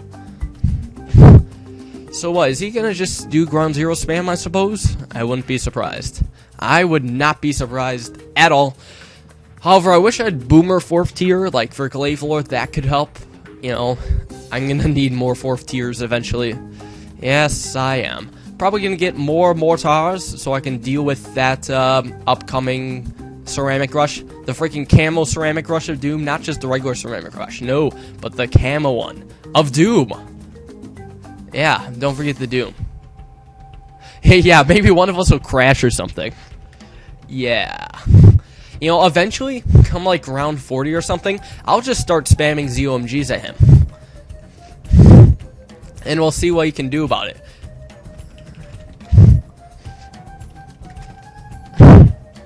Yep, I don't need no ground zero. As a matter of fact, do I... Actually, no, I'm gonna wait till we get past the laggy rounds, then I'll start spamming ground zero and stuff. So I need to just get like a bunch of tack shooters up, though. I want to get like almost the entire map filled with Ring of Fires, you know, because I know if I rush him, he's gonna counter rush me. So I gotta be prepared. Like I am. That's just 1, 2, 3, 4. 1, 1, 2, 3, 4. 1, 1, 2, 3, 4. 1, 1, 2, 3, 4. 1. And just get so much money that I just can't even spend it all. First world problems, man. That's what it is. And even if it's like in a bad spot, it'll still work. Like, it can still get its maximum 60 popping power in this crappy spot here. You know? I'll manage. Okay, so here's like this big lag. Let's do this. Blade leg storm. And that cleared it up. Cool beans. I can't believe that actually worked. I'm genuinely surprised. Well, I mean, I have enough popping power overall, but here's the main problem. This rush is going to be kind of annoying. Just, you know, keep spamming these. I really only need one Blade lag storm, and it doesn't even lag too much, because I'm just decent at managing, you know, the frames, I suppose. Keep spamming these guys. I'm going to need them eventually. And I will be sending this guy ZOMG soon, probably after the Camo Ceramic Rush. Like, as soon as I know for a fact I've dealt with it, I'm coming for him, big boy. I be coming for him. Balloons almost escaped. Oh, did they now? Well, then maybe you'll be having problems against my upcoming ZOMG rush. Do I want to do ZOMGs or fast cooldown BFBs? I'm going to do ZOMGs. You know, those are kind of harder to deal with as a whole. Usually? Well... Yeah, I'll think about it. I'm going to go with... Actually, you know what? No, I'm going to go with fast cooldown BFBs? Nah, I'm gonna go. I'm indecision, guys. I'm gonna go with ZOMGs, not camo, not regrow, anything like that. Just ZOMG. Alright, let's do this. Let's hope I have enough overall popping power to deal with all of these. And I do! Alright, so now it is time. Let's go, let's go, let's go, let's go! Let's freaking get that going. And let's hope we can, you know, run by him somehow. So, let's see how this goes. And also, all these Moabs here are actually kind of scaring me just a bit. Alright, so let's see. He's got a bunch of Moabs here. And, like, the ZOMG. So here might be his problem. He's going to have to keep nuking these with these Monkey Ace. He's going to be preoccupied with that. He won't be able to get up a decent defense, though. Because, here's the thing. Ground Zero is kind of nerfed. All it's really going to work against is the ceramics. That's it. It's going to be practically useless against any, you know, any BFBs or Moabs or anything like that. So here we go. Let's get these going. Just keep spamming the ZOMG button. That's what I'll be doing. Oh, wait, these were camo? Huh. I should be fine, hopefully. And just, oh, so here's the counter rush. I knew that this would happen eventually. The freaking counter rush of Doom, I guess. So, I'm going to need some more Maulers, obviously. But my hope is that, you know, I'll just beat him before he beats me. Because, I mean, as many Monkey Aces as he can get, he's going to really struggle in a late game here. I'm actually going to put you on first. I'm going to put so many of these on first so they target the BFBs and not the ZOMGs. Because those are my imminent problem. The ZOMGs, surprisingly, you know, if I let those live for a bit, you know, he's going to die before I will. So, yeah. I'm going to put all these guys on first. And I'm going to hope I don't get, like, mortar exploited or something like that. And I'm going to also Blade leg storm here just because I can. And let's just get this thing laggy. Yeah, leg. And we can't see anything. There's just so much Moab class balloons just covering the entire freaking screen. I'm gonna just Blade Legstrom this up, see if that gives him any problems at all. And I mean, I'm gonna keep doing this here just so I can take care of like these Moabs in this general vicinity, because I mean there's still a lot going on over here, and I'm gonna keep spamming the ability if I can, and somehow I've not lagged to death. I don't understand this, but okay. You know, he's lucky he has his little ground zero over there to save his bootay. I don't. I definitely don't. But I do have the hope of like so many freaking towers that are just gonna save me, right? He's trying to mortar ability that, but look how far that BFB is getting. You know, that could be a bad sign for him. And the ZOMGs are starting to get further on me. But you know what? We still have hope, guys. You know, we still have freaking hope. That's all we need. All we need is for these Moabs to get by. Are they going to get by? Is he going to be able to spam ground zero fast enough? I don't know. It's going to come down to that. Like, these ZOMGs, what's going to go on with them is that, you know, I'm not going to be able to pop them ever. I'm just going to hope that he gets himself killed before I get myself killed. And I'm going to continue to Blade Legstrom this up, just because, you know, it might make it harder for him to micro or something. And also, I mean, these blades flying around do a ton of popping power. Huh, doo-doo. Doo-doo. Childish. Anyways, I'm just gonna hope things go alright. And I'm just watching his side right now, because again, these ZOMGs are not going to be popped by me. I just do not have enough pop power. I don't have 2-4 Assassin. I don't have ground zero. I can't do anything against him. All I can do is hope that he does first. This is going to be crazy, guys. This is going to be so freaking crazy. I'm just going to keep spamming this Blade Legstrom. The entire field is just like covered up. I'm going to send more ZOMGs at him, though. And just keep spamming this crap, and hopefully he can't do anything about it. I really hope so.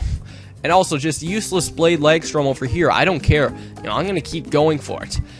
Just keep finding open space to build these guys. I need to be able to build... Oh, I can fit another one over here. How cool. And I'm just going to hope that these BFBs can make it far. I don't know. Now that they're down to Moabs, all that I need is, like, the ground zero to pop a Moab to ceramics, and then he won't be able to react in time. I see a bunch of Moabs getting through. Is this gonna be his demise? I can't see crap, but I can't see anything. Oh my gosh, this is insane. Just keep trying. Shift plus P.